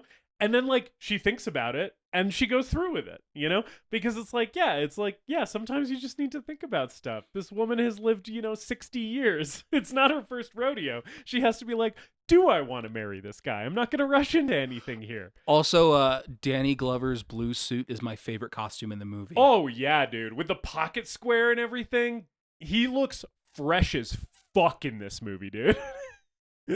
Also, just the gray hair he's rocking. The gray hair looks really nice. The gray beard. He looks phenomenal. And when him and Gene Hackman are butting heads, I'm like, fucking, you really got to take the L on this one, Royal. You are clearly outmatched here, my man. like no offense to Gene Hackman, may he rest in peace. But he's no Danny Glover. We haven't talked about Gene Hackman yet. No, we haven't. And he's, the title character He of the is movie, the basically. Royal Tenenbaum, yeah. He's the instigator of the plot. He's, convinced his family to come back because he lies to them and tells them that he's dying.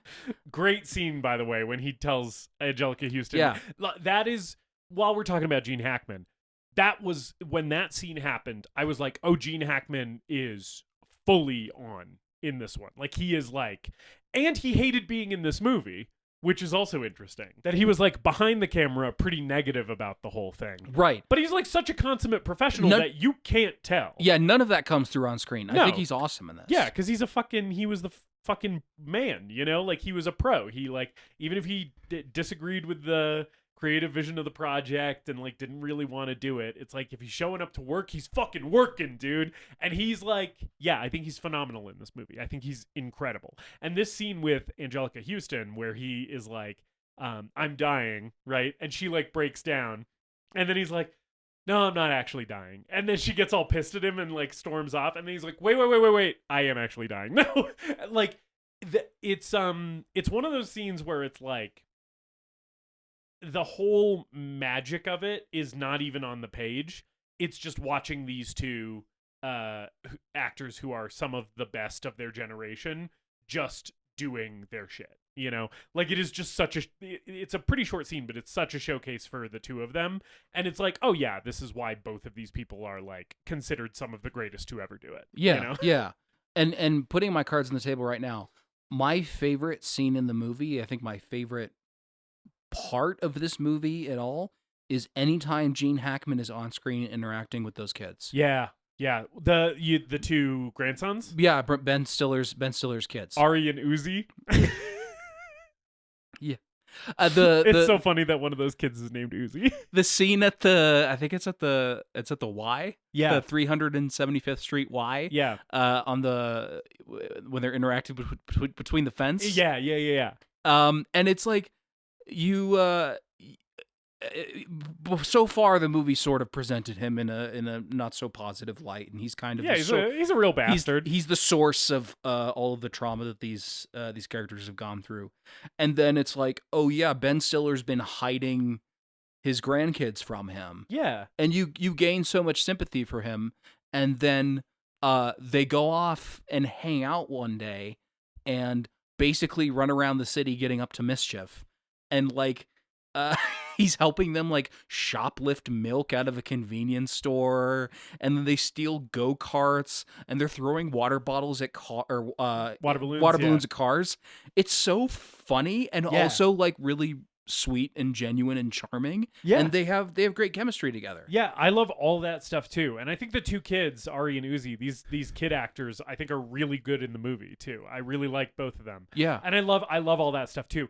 And it's crucial for the movie because by the end of the movie, when, spoiler alert, Royal Tenenbaum dies and his funeral is the last scene in the movie, you do have to kind of feel a little sad about it, right? You kind of have to feel like, oh man, like, it's nice that he got to reconnect with his family and with his grandkids before the end. And it's kind of bittersweet, And the thing that makes it work is how happy he is and how happy he makes his grandkids, the two boys, when he's hanging out with them. And some of the stuff with the older kids too. He has a couple scenes where he sort of pseudo reconciles with some of his older kids. But like the stuff with the grandkids is like so vital, especially when he's being like pretty racist to Danny Glover at points, right? Which makes you not like him very much, right?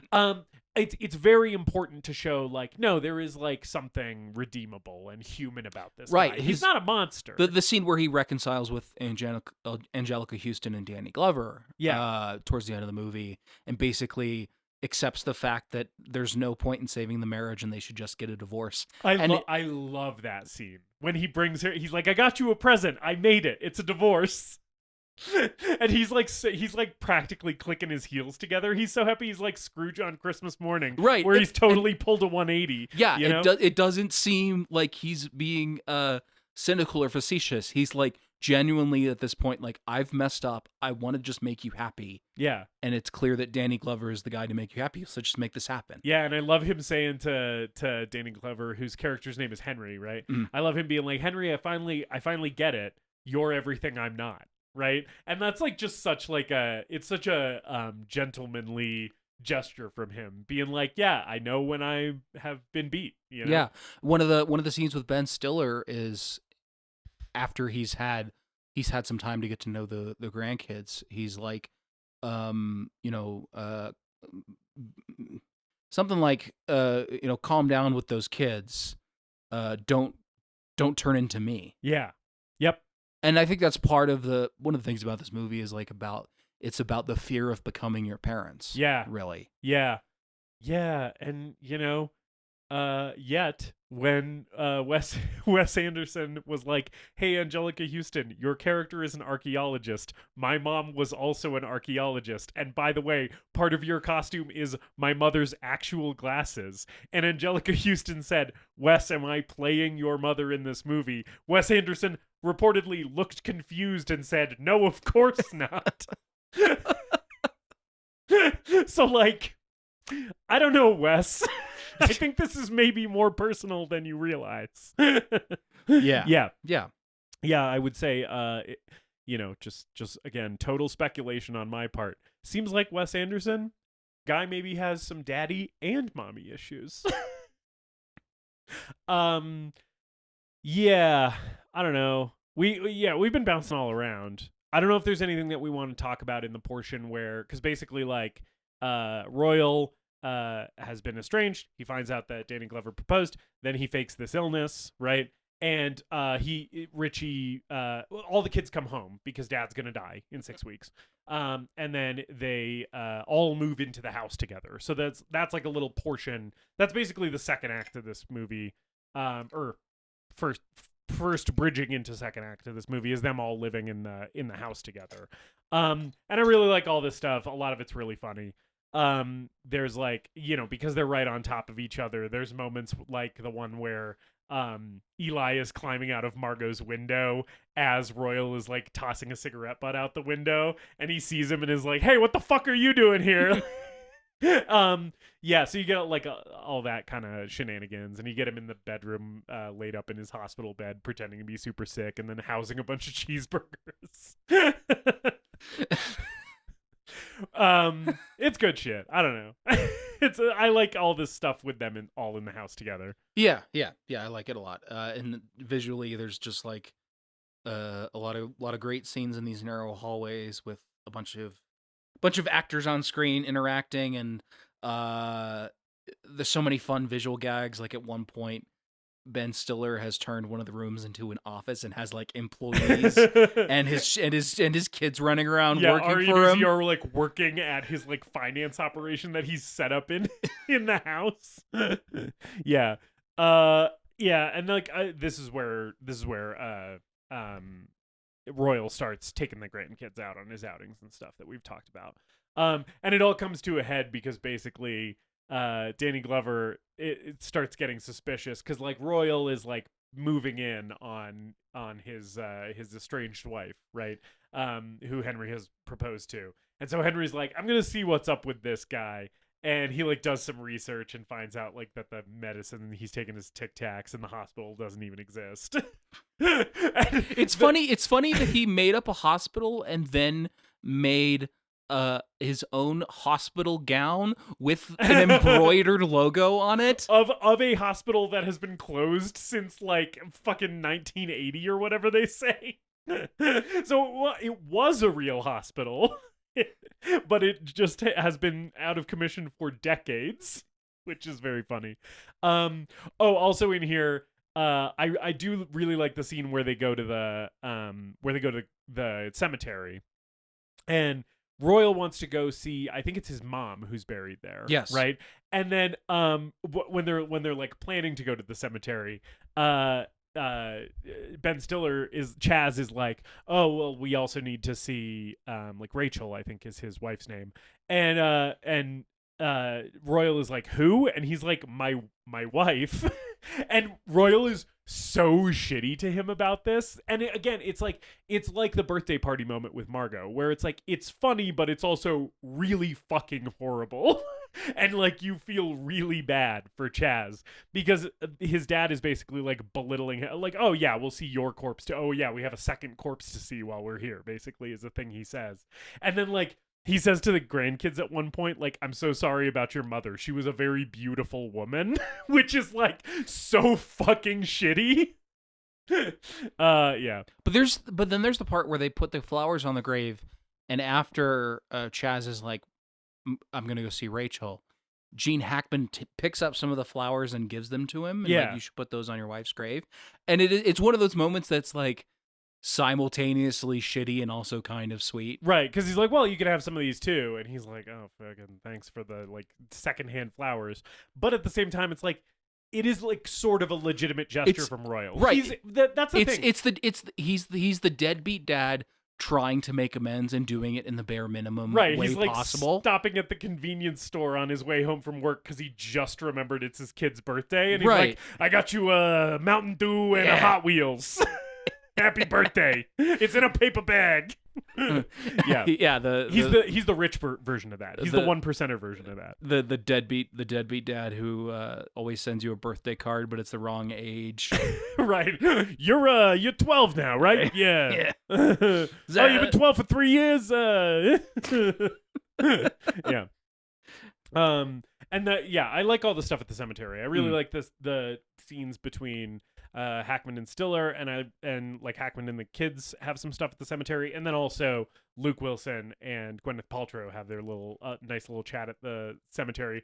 I like when the cigarettes fall out of her pocket because she has the secret smoking habit that nobody knows about, and he's like, I didn't know you smoked. And she's like, those aren't mine. And he's like, they just fell out of your pocket. Right. And then it's like, that is where the scene ends, and it immediately like cuts away. And this movie's very well edited. That is one of my favorite edits of the movie.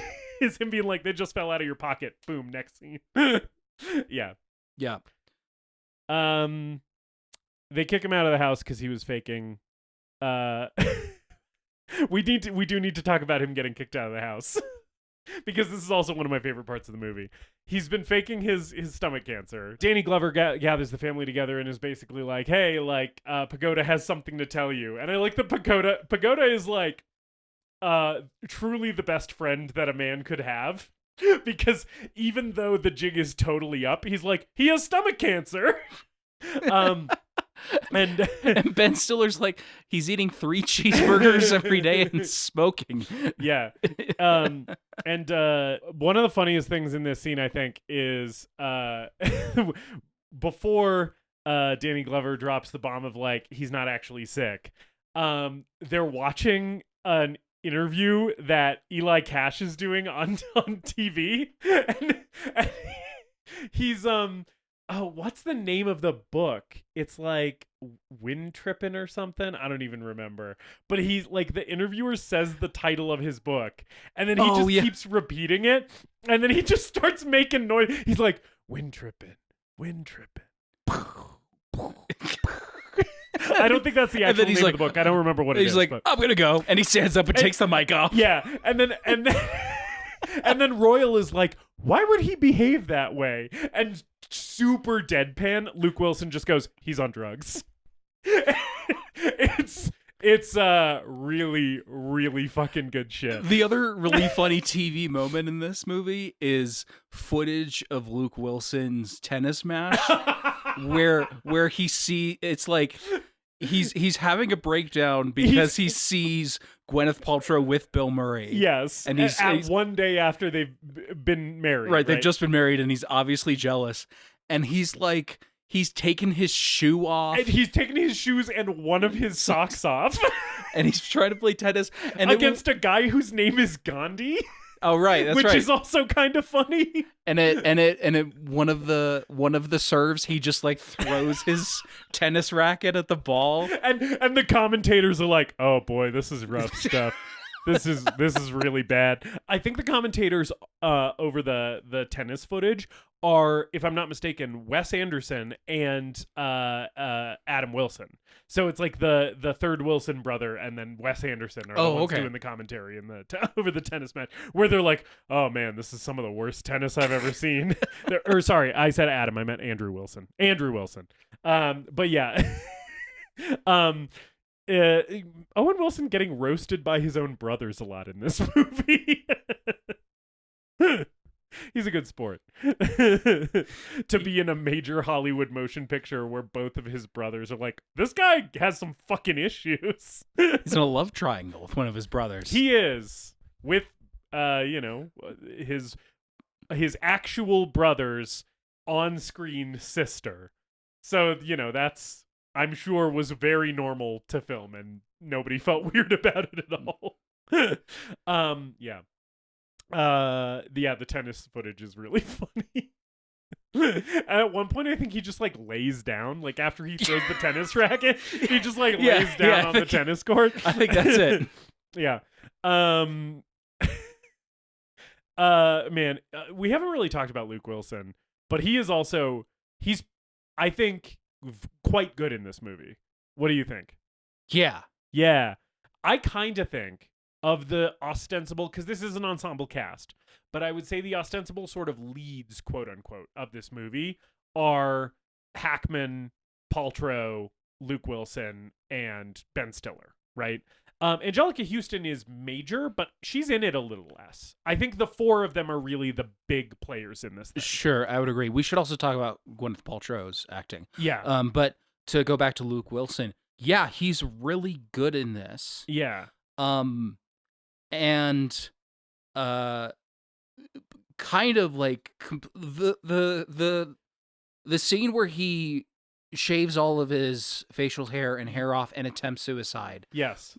Just totally blindsided me while watching this. And I was like, holy fuck, this is suddenly I'm in a much darker movie than I thought I was. It's crushingly sad. It is devastating, and Yeah. he's really good at it. And then the scene later when he gets out of the hospital and he's in the tent with Gwyneth Paltrow and he's showing her the stitches. Yeah. That's really heart-wrenching and hard to watch. Yeah. And his performance is really good. Also, let me just say, he looks very silly when he's in his post-tennis era with his sweatband. Yes, that he wears. He spends most of the movie with sunglasses on and a tennis band. Right, his big silly sunglasses and his big kind of shitty looking beard. I don't know if that was a real beard or if it was. I think it's fake. Whether it's real or fake, I don't think it looks particularly good on him. And then he shaves the beard off and kind of adopts this buzz cut for the rest of the movie. And let me just say, Luke Wilson is so hot. It was sort of disarming that after the suicide attempt, I was like, oh, he tried to kill himself and now he's really, really sexy. That's just what Luke Wilson looks like. I know. He just looks like Luke Wilson for the rest of the movie. Right, but earlier in the movie, he looked so not like Luke Wilson that the transformation, and it's like, oh, I forgot that this is the hottest man in the world. I was sort of more into him before. God, this sounds weird to say. I was more into him before he tried to kill himself. No, I liked that look because I was like, oh yeah, Luke Wilson's under there. Yeah, right. I thought that was. And Luke Wilson's worked with him a ton, and I probably know him best from Idiocracy. We should talk about Idiocracy. Have you seen Idiocracy? I've never seen Idiocracy. Idiocracy for me is one of those movies. I'm sure you have these movies too, where I have seen a lot of the movie via clips on the internet that get posted a lot, but I have never seen it in its entirety. I think I've seen it once, and then since then it's been clips on the internet or catching it on cable. Right. But it's very that movie's very interesting. I don't know if it's good or not, but it's very funny to me that Luke Wilson is the lead in that movie for some reason. Yeah. Mostly what I've heard about Idiocracy from people who have seen it is it's kind of hard to watch that movie now because it actually feels a little depressing. It's more relevant now than ever before. It's more relevant now than ever before. No. Things have always been shitty. They're just getting shittier. Yeah. Yeah. And also, like, the moment that you're living in the shit is always going to feel like the shittiest. Not to say that the world is not getting worse, because to be clear, it 1000% is. If this episode comes out in time, I'm not sure whether it will or not. Fucking call your Congress people to tell them not to pass the bill that will make it basically illegal to be trans in this country, please. The fucking big beautiful bill. Everything is stupid and bad. Yeah. All right, so we'll put a pin in because we said that we want to talk about Gwyneth Paltrow's performance, but I do want to get through this bit of him getting kicked out of the house because right, because I do think it's funny. Yeah, Danny Glover spills the beans to the whole family, and then everybody basically has a moment where they're like, "Get out of here! We don't want you anymore!" Like they're all kind of mad at him, and so Anjelica Huston has the moment where she's like, "You're a real bastard" or whatever. And Ben Stiller has a moment where he's like mad at him and shit. And I love that like the 1-2 punch at the end of this is after he's like been kicked to the curb, he's like about to get in the taxi and he turns around and sees Margot and Danny Glover, right? And he says like, "He's not your father," about Danny Glover to Margot. And Margot goes, "Neither are you," because that's what he's always been telling her, is like, "Well, you're not my real kid," you know? And then they both go inside, and then Pagoda comes out of the house.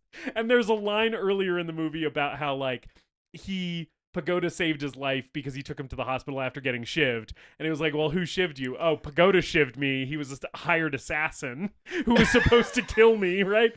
And then, so that moment is paid off here. Like, the 1-2 punch of Margot being the last one to reject him with the "neither are you," and them going inside, and then Pagoda coming up to him, pulling out the Swiss Army knife and stabbing him in the stomach is really, really good.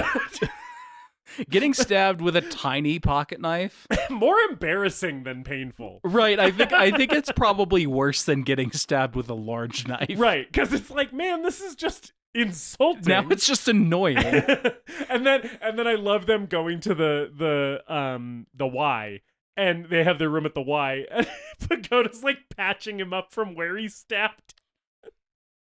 And that's the moment where maybe my favorite line in the movie happens, which is as Pagoda's like applying like rubbing alcohol to his Swiss Army knife wound, Royal goes, "Everyone's against me," and Pagoda, without missing a beat, goes, "It's your fault, man."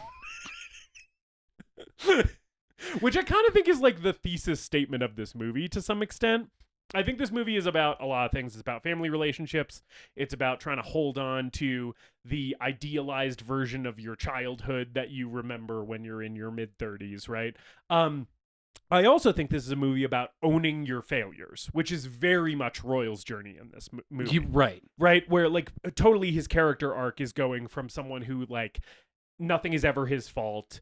All of the failures of his children, his spouse, whatever, are totally on them, and he like holds a grudge against them for all the ways they've disappointed him, right? And he grows to realize, like, no, like, you have to like own your failures. You can't just like blame everybody else for everything that goes wrong in your life. And it's like liberating, and you can get a lot of like joy and comfort and solace in like admitting when you've failed and attempting to like be better, right? And it's a funny little exchange between him and Pagoda, but I also kind of think it's like sort of the crux of his whole arc, you know. And it's just done in a very like efficient way, and it's really funny when he gets stabbed by that tiny knife. Yeah.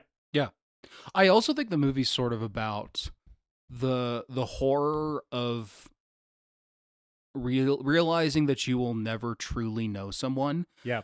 And that goes for, that includes your family, and perhaps most of all, it's like especially your family. Mm-hmm. You will never exactly fully know everyone's story. Yeah. I think that moment is sort of hammered home by the bird that Richie has. Richie has this like falcon or something that he has been keeping on in a cage on the roof, and he sets it free early in the movie, and then it comes back, he has that line where he's like, "Oh, he came back," and him and Royal are both really amazed that the Falcon found him again.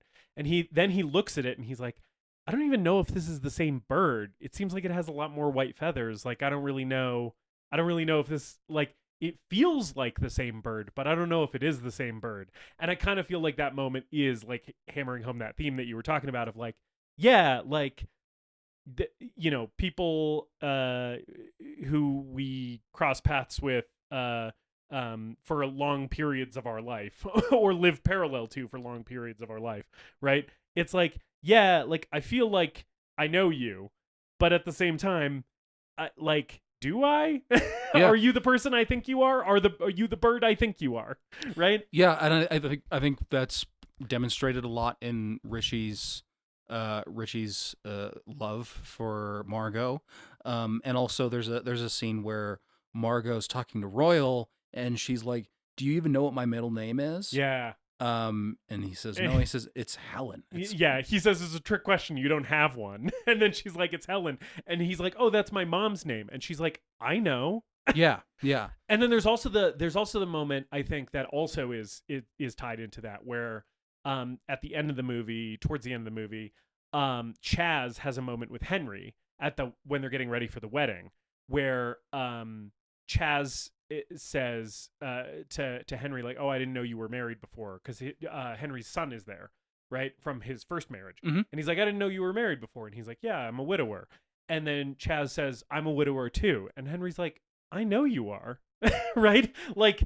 I've known you for 10 years, man. I know your wife died. Like, and it's just, I thought that was like a really beautiful moment where it's like, oh yeah, Chaz, like as much as like, Royal has been like directly antagonistic toward Henry, like Chaz has in his own way been implicitly not accepting him into the family by just like assuming like, oh, he doesn't know anything about me. And it's like, no, Henry's been paying attention. He cares about you. He loves your mom, right? He knows what's going on in your life. You need to give him a little bit more credit. Right. And he has been ignoring his grief and his trauma and instead inflicting it on other people. Yes. Like his children. And who he makes work out 16 times a week, which right. is a funny joke in this movie. Yeah. With that, we're basically, I mean, because after they kick Royal out, more or less the next big plot thing that happens is Bill Murray and Luke Wilson team up to figure out who Margot has been seeing. Yeah, they hire a private investigator. Yes. who spies on her and sees her with Eli Cash. Owen Wilson, and I do like the little scene that they have when the private investigator is spying on them, where Eli's actually ending things. He's like, "Hey, like it's not working out between us. I don't love you," and she's like, "Okay, I don't love you either." And he seems so not prepared for that to be the thing. Like he came here being like, "Well, I'm breaking up with her and I'm gonna let her down easy," and then she's like, "Yeah, I kind of don't give a shit. I don't even really like you." And he's like, "Wait, hold on." I also like the thing where he's like, he's trying to like put her down to make himself feel better about the whole thing, where he's like, "Well, I'm a more successful author than you or whatever." And she's like, "You get really bad reviews." And he's like, "But I get great sales." It's just like so petty and it's funny. Yeah. I really like the scene that they have that Bill Murray and Gwyneth Paltrow have after he's discovered that she's been cheating on him at the hospital, because this is after Richie's suicide attempt. They're in the hospital. I really like this scene too. And the private investigator reveals to him that she's been smoking and she's been hiding it. Yes. And and he asks her for a cigarette and she goes, "You don't smoke." And it's like, it's clear that he knows what's going on. That's just like, and he just goes, "I know." And then she pulls one out and gives it to him, and he lights, and he's like, "And a light," and she lights it for him, and then he just gets up and walks out of her life. Yeah. He's like, "I'm done with this woman." Yeah. I love that when the private investigator reveals all of, fills them in on all of the dirt that he found on her, you see the montage, right, of all of her relationships, right? Mm-hmm. Her first marriage in Jamaica, and then like all the men she's been with since, one of whom is the guy who was interviewing Eli Cash on the TV show. I didn't notice that guy. Yeah. But it goes through all of these, and they all have like a title card of like where it happened or whatever, and then you get to the end of it, and it just cuts back to Bill Murray, and super deadpan in like the best Bill Murray straight man delivery. He just goes, "She smokes." It's a really funny joke. Yeah. We should talk about Gwyneth Paltrow because we've been saying that we should, and we should just do it now. How do you feel about Gwyneth Paltrow in this movie? She's excellent. Yes. And so Gwyneth Paltrow, perhaps rightfully so, is kind of been maligned in Hollywood as like the poster child of the out of touch Hollywood liberal. She is. She's one of those celebrities who veers into self-parody territory quite a bit. Yes. With the candles that smell like her vagina and whatnot. Yeah. Everybody knows this Yeah. So I have not always enjoyed her, like, I think some of her more recent performances haven't really done it for me. Well, I mean, some of her recent performances in Marvel movies she doesn't even remember giving, so... Yeah, she is just totally cast aside at some point. I love that interview where, I don't even remember who it is, but someone has to remind her that she's in Spider-Man, and she's like, "No, I'm not." Like, she's so insistent about it. Like, I have never been in a Spider-Man movie. What the fuck are you talking about? And it's like, yeah, she didn't know what movie she was shooting. Disney was like, "Hey, show up at the giant blue screen fucking studio at 11 a.m. on I guess whatever day." And she shows up and like reacts to some fucking shit that she can't even see and is like, collects her $8 million or whatever. She acts next to a tennis ball on a stick. Right. But she's I think she's great in Seven. I think she's perfect for Seven. That's one of her better performances. I was gonna say the same thing. I was gonna say that this movie and Seven are my two favorite Paltrow performances. I think this is the best I've seen from her, honestly. Yeah. I think she plays this character really well. She's definitely tapped into what Wes Anderson wants from this character. And sort of like Danny Glover, this is not the type of actor I would have expected to work with Wes Anderson and work so well in a Wes Anderson movie. Yeah. Yeah, I +1 to everything you said. I was honestly pretty blown away by how much I like her in this movie. And like, I think I already said this earlier, but like, yeah, I think this is like sort of career best work from most of the people in this movie as far as I've seen. And she is very much in that realm, right? Where I'm like, oh yeah, like Gwyneth Paltrow never better than in Tenenbaums. Yeah. And I can definitely see why she's had the her character has had the cult appeal that it has. Right. And But I do appreciate that, like, it's a little bit more complex than like because she's sort of manic pixie dream girl-esque in this movie, sort of a grown-up version of that because she's in her mid-30s or whatever. Sure. It's not totally divorced from that trope or whatever, but I do feel like there's a little bit more complexity both in the writing and in her performance that keeps it from being totally in that territory, right? Where it's not like she's just kind of a moody, brooding, not like other girls girl in this movie. It's like, no, this woman is like fundamentally broken. Yeah, this movie and sad. It investigates the reasons for why she is right, why angsty she behaves and like moody this. And like what led her to this point. Yes, yeah. And doesn't romanticize it, I think. Which I think is an important thing about all the characters in this movie. Speaking of Richie's suicide attempt, which we have been, right? I think that's a moment in this movie where when it happened, when the really dark scene happens where he cuts his hair and then slits his wrists, I was pretty shocked by it. And then like after that, especially when we're getting into the stuff in the tent with Gwyneth Paltrow and Luke Wilson, I was starting to get a little uneasy because I was like, ooh, is this gonna get into weird territory where it's like this is a thing where he's like manipulating her and it works? Because I don't know how I'm gonna feel about this movie treating that as okay or whatever. And like, is this gonna get into like a weird thing where we're romanticizing this? And I think the movie does a pretty good job with all of the sort of bad decisions of its characters, but with that one specifically, of being like, no, this is like sad, dark, and ugly, and we're not sugarcoating it. We're not looking at this through like a romantic lens. Right. We're looking at this as like, no, these are like sad, broken people who like have not adjusted to their issues, right? And they need help and they need each other, right? They need to like lean on each other for support and stuff. And, you know, maybe don't do that romantically with your own sibling, but the line that really made me feel a lot better about that is when she's like, when they're in the tent and she says, did you do this because of me? And he's like, well, yeah, kind of, but it's not your fault, right? And the way that Luke Wilson delivers that line, I think really makes it communicate what it needed to in the movie, which is he's very clearly saying like, was I sad about you when I did this? Yes, I would be lying to you if I said I wasn't, right? But it was my decision. Like, it's like, you didn't make me do this, you know? And I think that that's like a very nuanced and mature way to look at that, you know?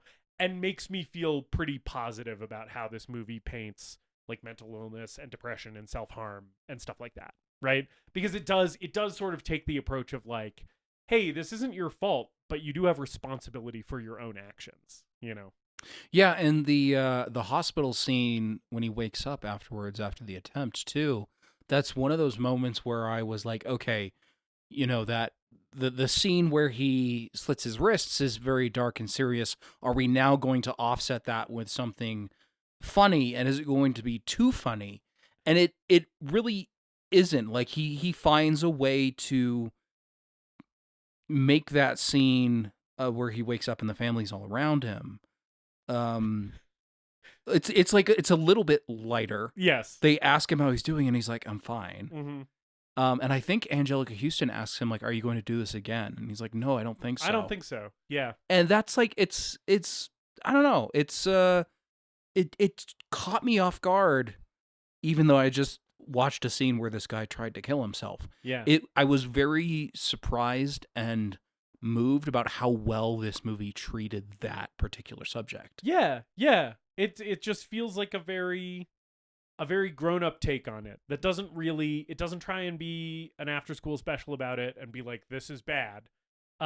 It trusts you to know that it's bad, right? But it also doesn't romanticize it or idealize it at all. It's basically just like, hey, it's hard being alive, right?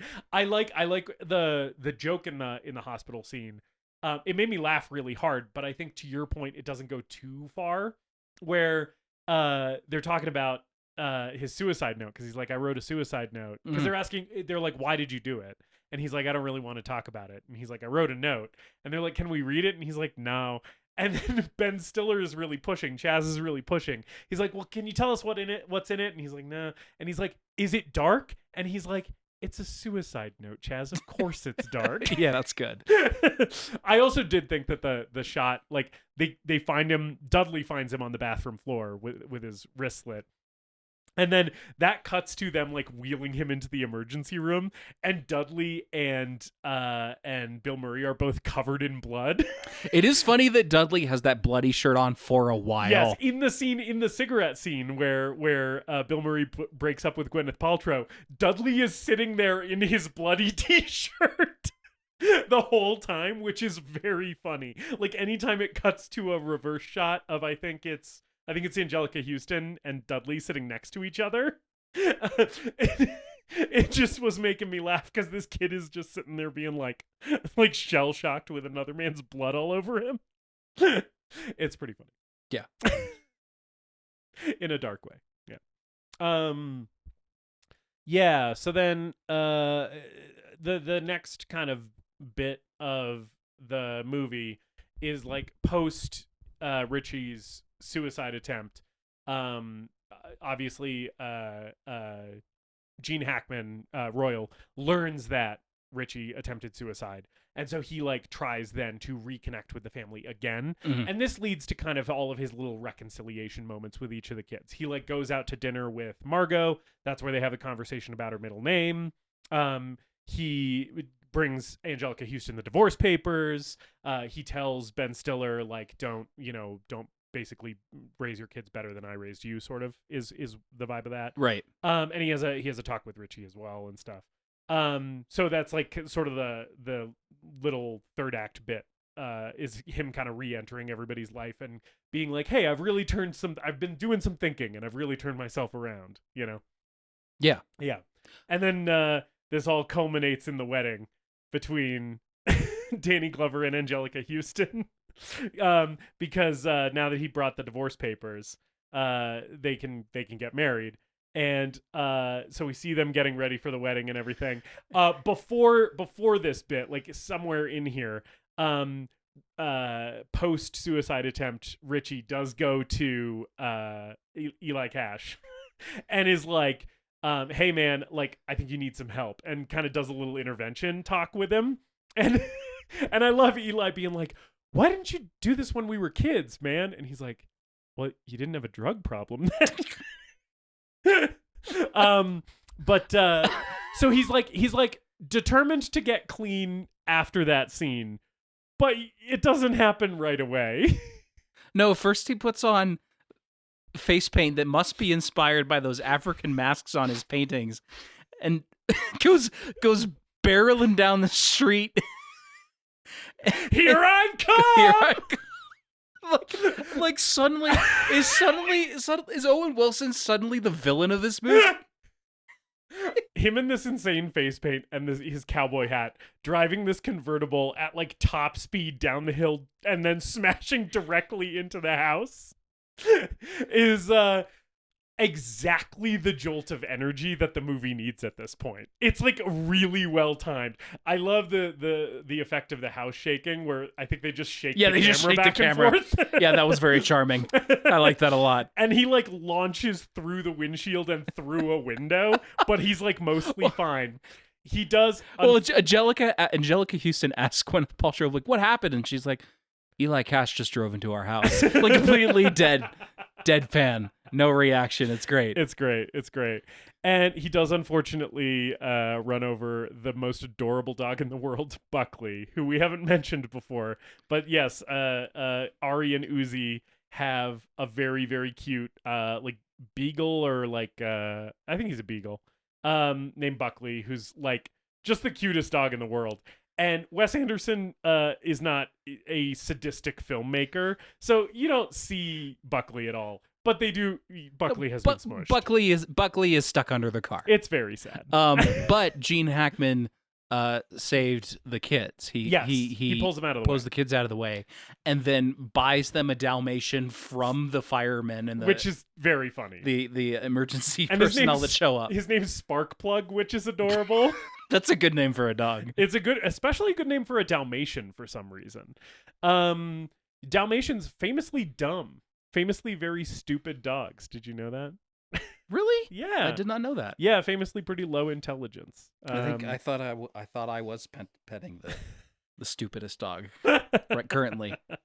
Oh, well, you know, what she lacks in brain, she makes up for in heart. Yes, and energy. Yeah.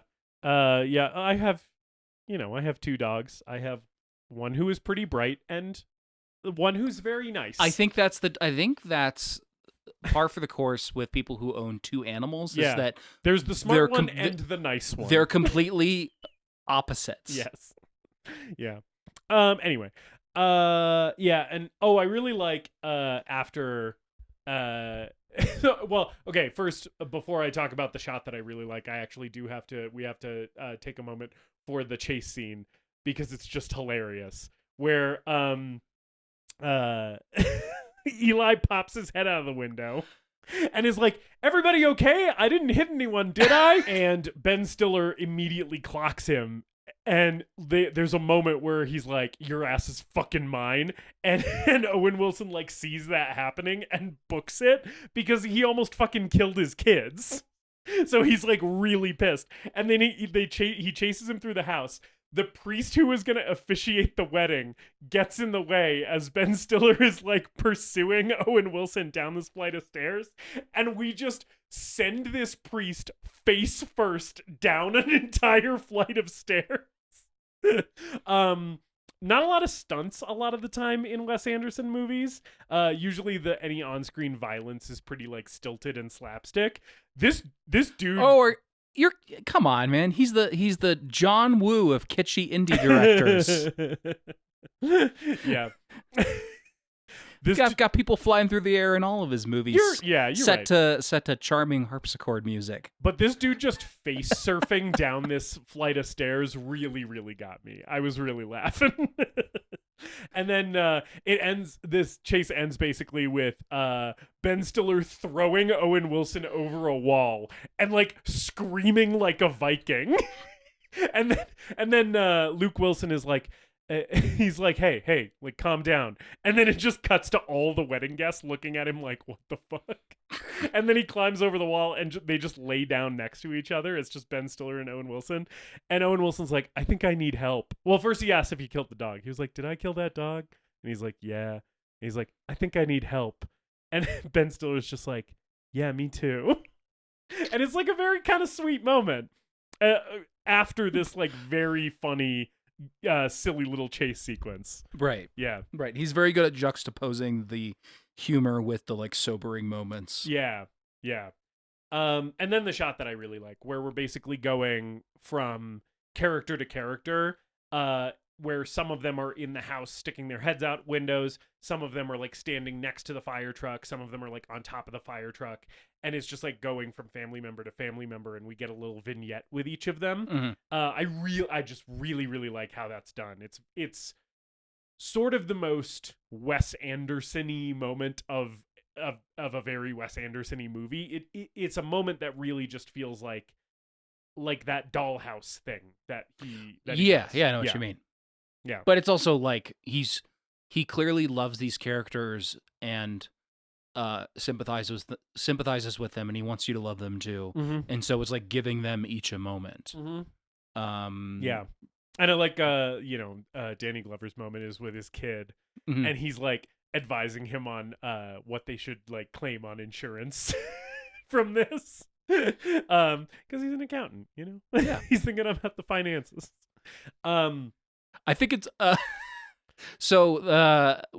this is Wes Anderson loves fictional books in his movies. Mm-hmm. The whole movie is framed as being a story in a fictional book. Yeah. And there's books that reoccur throughout the movie. Luke Wilson is always reading Margot's collection of 3 plays that she's written. Yeah. There's one where Margot is reading Danny Glover's finance book that I thought was so funny that she's reading that. Yeah. It is interesting that almost every character in this movie has written a book. Right? Like it's like because for the end of the movie post the funeral is like and you know where they are now sort of thing, and Bill Murray's written a book about Dudley. Yes. Yeah. I don't even remember what the book about Dudley is called. I just remember the cover is this kid just looking so vacant. Like he just looks like there is nothing going on in his brain. He's just staring off into space. Yeah. Whoever that kid playing Dudley is, by the way, great performance from that kid as well. and great I mean, we've already said this, but great performance from the Ben Stiller's kids. Yes. Yeah, all the kids in this movie are good. Yeah. Which is like a rare thing to hear from us on this podcast. I don't know that we've ever been this exclusively positive about child acting. Like by the law of averages, at least one of these kids should have pissed us off. Yeah. And yet. So I guess Wes Anderson, he achieved the impossible. He can pull out kid performances that even we can't take exception to. Yeah, so then it's basically the end of the movie. There's a little bit more Alec Baldwin voiceover with the "Where Are They Now" bit, and then you get the thing where Royal Tenenbaum had like a heart attack or something. I don't remember exactly what it is, but he dies pretty shortly after like all of the other events of the movie. Ben Stiller and his kids get a little bit more time with him. We see them hanging out, and Ben Stiller kind of chilling out a little bit as a dad. And then he rides in the ambulance with Royal after his like stroke or whatever, and he's the only one there when he dies. And it's like very moving and sweet and sad. And then we have his funeral, and the voiceover is like, nobody said anything at his funeral. We get the visual gag with the black tracksuits, which is fucking hilarious. They also do a 21-gun salute with the BB guns. That was very funny too. The combo of the black tracksuits and the 21-gun salute with the BB guns. It's very funny. Was excellent. And it's like the voiceover is something like, nobody said anything at the funeral, but if Royal Tenenbaum had been there, he would have thought it was very satisfactory or whatever. And then you see his gravestone, because he talks about before he asks Anjelica Huston, he's like, when I die, can you just like proofread the inscription on my gravestone, right? And so that pays off here, because like one of the last shots of the movie is of his gravestone, and it's like Royal Tenenbaum, and it says like died saving his entire family from a sinking battleship. That's funny. Yeah. Have you thought about what your epitaph will be? I don't know. Not really. I don't think so. Mainly what I've thought about in terms of like the disposal of my body after I die is that if it's legally permissible to do so, I would like to be food for some sort of animal. Because I'm made of meat, man. It's a shame for this meat to go to waste. Somebody should eat it. Yeah, make all those hours in the gym worth it. Right, exactly. I've built all this muscle. I keep it like nice and marbled by also being a little bit fat. And I just feel like I got some real prime cuts on me.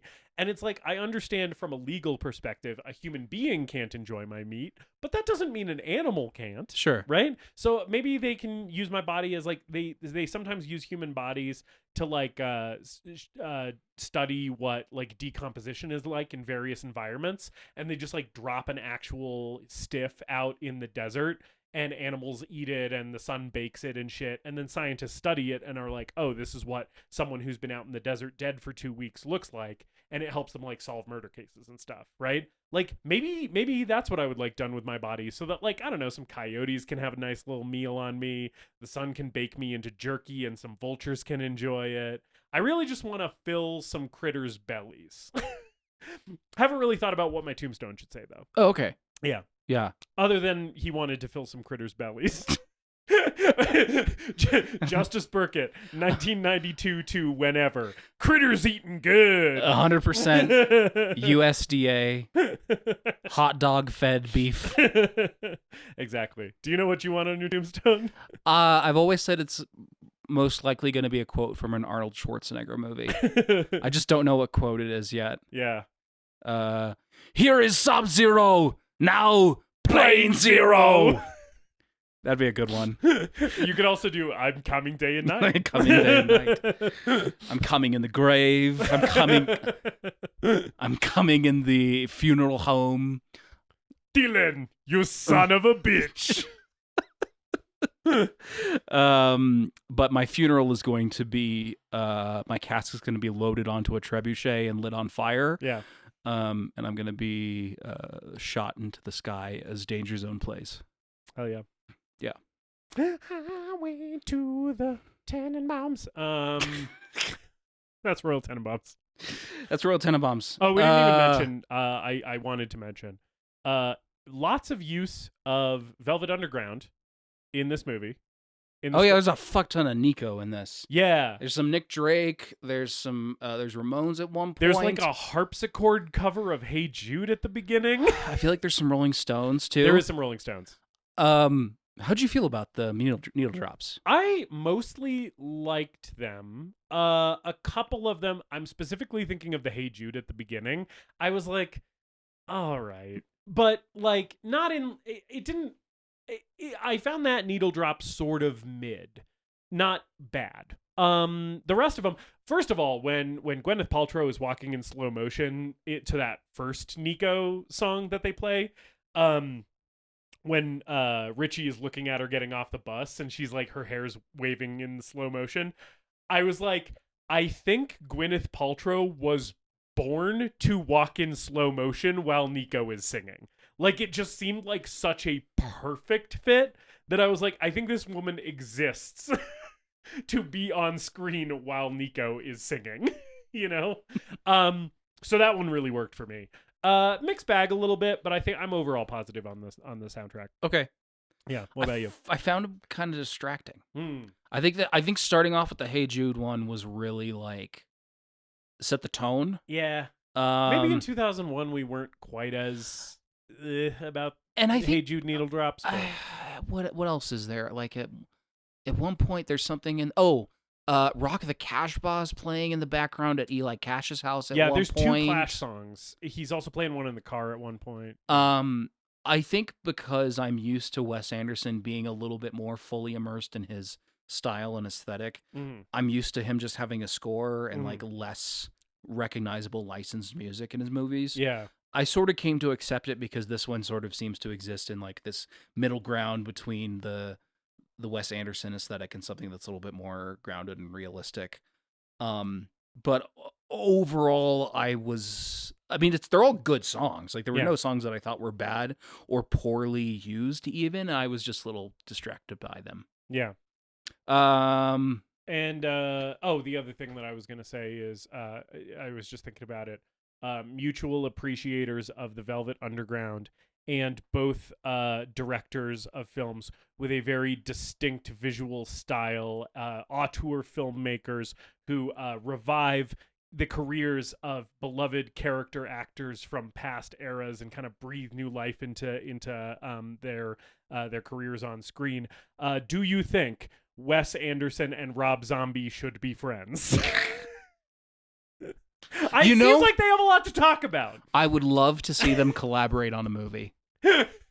I would love to see the montage of actors in like a Wes Anderson trailer where it shows all the trailer credits and it's like starring Sherry Moon Zombie. In a perfectly symmetrical pastel colorful set. If anyone could find a way, if anyone other than Rob Zombie could find a way to use Sherry Moon Zombie in a movie, I sort of think it's Wes Anderson. Because it's like everyone is like kind of stilted and like not super believable in his movies anyway. Like there is sort of this veneer of like, okay, nobody really talks like this like these are clearly performances. I feel like she would be very good at that. That's sort of how she is anyway. Bill Murray is like a Captain Spaulding type, and he's just like, oh dear, that's a lot of blood. Bill Moseley shows up for like a 1-scene cameo. Yeah. We don't. That's what I want. We had the Quentin Tarantino Robert Rodriguez Grindhouse double feature. Yeah. Wes and Rob Zombie should do something like that. An Anderson zombie production. That is The Royal Tenenbaums, directed by Wes Anderson from the year 2001. Yeah. Justice. Yeah. Is the Royal Is the Royal Tenenbaums the greatest movie ever made? David. Okay, so like this is another one where this has been happening a lot because it's movies that I haven't ever seen before. So I didn't go into it with any preconceived notions. After watching it, kind of didn't know what I was going to say. Conversation has maybe made it a little clearer for me. It feels like we've been on cusp territory where I'm like really close one way or the other. Like I'm really on the line between yes and no a lot lately, it feels like. This one, I'm gonna end up giving like a soft yes to The Royal Tenenbaums. Yes, The Royal Tenenbaums is the greatest movie ever made. I was telling High Priestess Pod before we went on mic that, it's been a while since I saw Grand Budapest. It's been a while since I saw Moonrise Kingdom. This is only my third Wes Anderson. If I were to rank them right now, just based on my recollection of those movies from watching them a while ago and my one viewing of this, I would probably put Grand Budapest at the top. I like that movie a lot more than you did. I loved Grand Budapest. I haven't seen Grand Budapest since the theater. Right. So, I guess technically, you still do like it more than me. Right. But both of us are operating off of pretty old viewings of that movie. Yeah. So I would say, like, based on my memory, I would say that's my favorite Wes Anderson.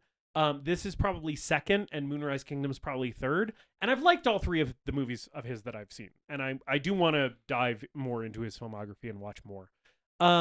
So it's not my favorite Wes Anderson based on just my memory of Grand Budapest. But I still liked it quite a bit. I was moved by this movie more than I expected to be. It wasn't kind of that whimsical, feel good, but with like a little spike of ennui thing that his other movies that I've seen tend to be. It's a little bit less comforting and less positive. And I like that and welcome that from him. You know, it feels a little darker. And I think that's an area that I appreciate him playing in. And really one of the things that pushed this to a yes for me is I think the performances in this movie, wall to wall, is probably some of the best acting that we've ever talked about on this podcast. I feel like some of these performances are truly some of the best performances in any movie we've covered. I think Anjelica Huston, no surprise, one of the greatest to ever do it, is fucking kicking ass in this movie. I think Danny Glover is kicking ass in this movie. I think Luke Wilson, Gwyneth Paltrow are amazing. I think Ben Stiller I have never liked anywhere near as much as I did in this movie. You know, yeah, I mean, just across the board, everybody, Gene Hackman, you know, everyone is fantastic in this movie, and that pulls it a long way to go over the yes line, right? Because yeah, just like watching good actors fucking act well, man. And if you want to watch good actors act well in a movie that also looks great and makes you think and feel stuff, the Royal Tenenbaums is a really good option. And yeah, I don't really like all the incest stuff, but that's fine because the movie doesn't make you like it. It could have been worse. It really could have been worse. And the movie does a good job of treating it as like as weird. Weird and serious, and like, hey, both these characters really fucked up and maybe they need to work through that. Yeah. And I like that the movie kind of acknowledges they can't actually have a relationship with each other. Like Gwyneth Paltrow even says, like, I think we just have to secretly be in love with each other. And like, that's where this has to stop. Right. And I really enjoyed this movie. I maybe even loved this movie. Sleeper loved this movie, I think. I would hope so if you're giving it a yes. Yeah. A soft yes, because I soft loved it. Yeah. Yeah, good shit. David, is The Royal Tenenbaums the greatest movie ever made? Justice, my verdict on this one is kind of motivated by a similar experience that I had watching this movie, similar to Inland Empire. Yeah. Where I watched Inland Empire sort of in a dream state and was kind of bewildered and puzzled and confused and found myself wrestling with the movie as I watched it and wrestling with the themes and realizing like well before the credits had rolled that I probably need to see this again very, very soon. Yeah. And it is also a film stacked with incredible performances and interesting details and so many scenes and moments that I would love to return to and dissect and sit with. However, unlike Inland Empire, I'm going to give this one a no. To the simple fact that I think it just caught me on a weird day. Yeah. And I need to think about this movie more before I can fully embrace all of the good, positive, well done things that I can recognize and acknowledge about this movie. And I appreciate about this movie. I need to give it another view before I can finally just like love those things wholeheartedly and embrace this film on a more intellectual level. So you're embrace this film on a more emotional level rather than just intellectualizing it. Yeah. So your no on this one is not, rather than like if we think about the no and yes as like a pass fail, right? Your no on this one isn't so much a fail as it is kind of an incomplete. It's a no because not because of a fault in the film, but because of a fault within me. Right. It's my problem, not the movie's problem. It's your fault, man.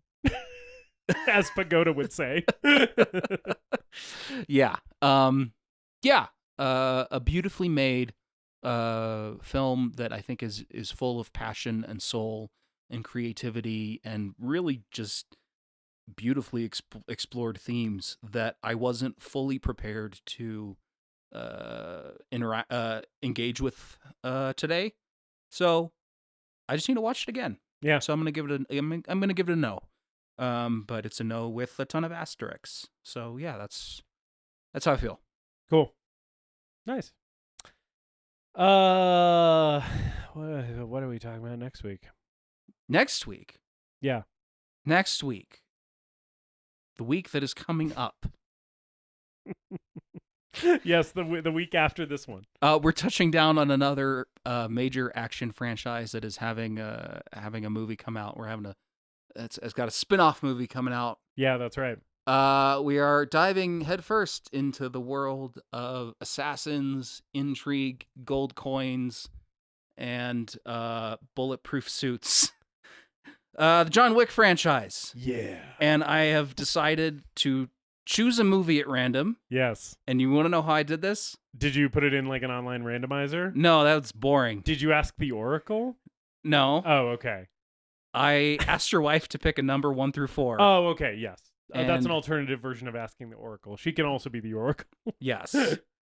Listeners won't know what we're talking about, and I'm not going to explain it. I refuse.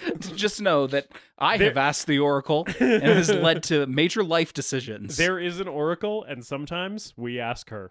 What did High Priestess Pod pick? So she picked the number 3, which means we will be watching John Wick Chapter 3, Parabellum. Yes, the one with Jason Mantzoukas in it, baby. AKA the only one with the subtitle. Yeah. Yes. That's true. That's weird. Because, yeah, it's 1, 2, 4, and then 3 is Parabellum. Yeah. Huh. Yeah. Sick. Great. I love that. Yeah, I'm really excited. Yeah. Cool. Well, we'll, I'm sure, have lots of screamed opinions about John Wick 3 Parabellum. It will probably be less subdued than this sort of pseudo-intellectual chat about a Wes Anderson film. I'm sure it'll be one of those episodes that we just spend the whole time talking about the things that are cool in the movie. And then this happened, and that was really cool. Yeah. And then this happened, and that was really cool. I liked when he threw a gun at a guy again. It was really cool when he shot that guy. Yeah. It was really cool when he jumped that guy on a motorcycle. It was really cool when he killed that guy with a horse. It's really cool when that goth pinup girl answers like an old-timey phone to like put a hit out on him or whatever. Yes. Next week, join us next week. We'll talk about John Wick Chapter 3, Parabellum. Yeah. In the meantime, spread the word about the show. Tell your friends, rate, review, comment, subscribe. Yeah. If you like the new social media content that we've been putting out on our Instagram stories and whatnot, you can thank ET for that and show support for all the work ET is doing on our social by sharing some of our posts, leaving us a comment and shit. Also, we're like on other social media now that we haven't been on before. We're like on TikTok now. You can also thank ET for that. So if you're on TikTok, follow us on fucking TikTok. I guess. Yeah. That's the thing you can do. Yeah, stitch us or whatever and, and do a dance or put Subway Surfers next to us, whatever the kids are doing these days to keep themselves entertained. Yep. And take care of yourself. We love you so much. And until we see you next week, as always, Later, dipshits.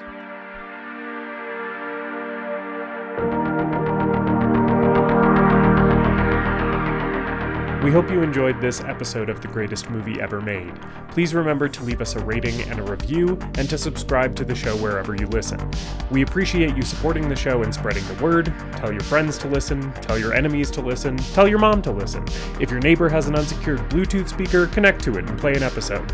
You can follow us on social media at TGMEM_podcast. And if you've got a movie that you want us to talk about, send us an email at thegreatestmoviepodcast@gmail.com.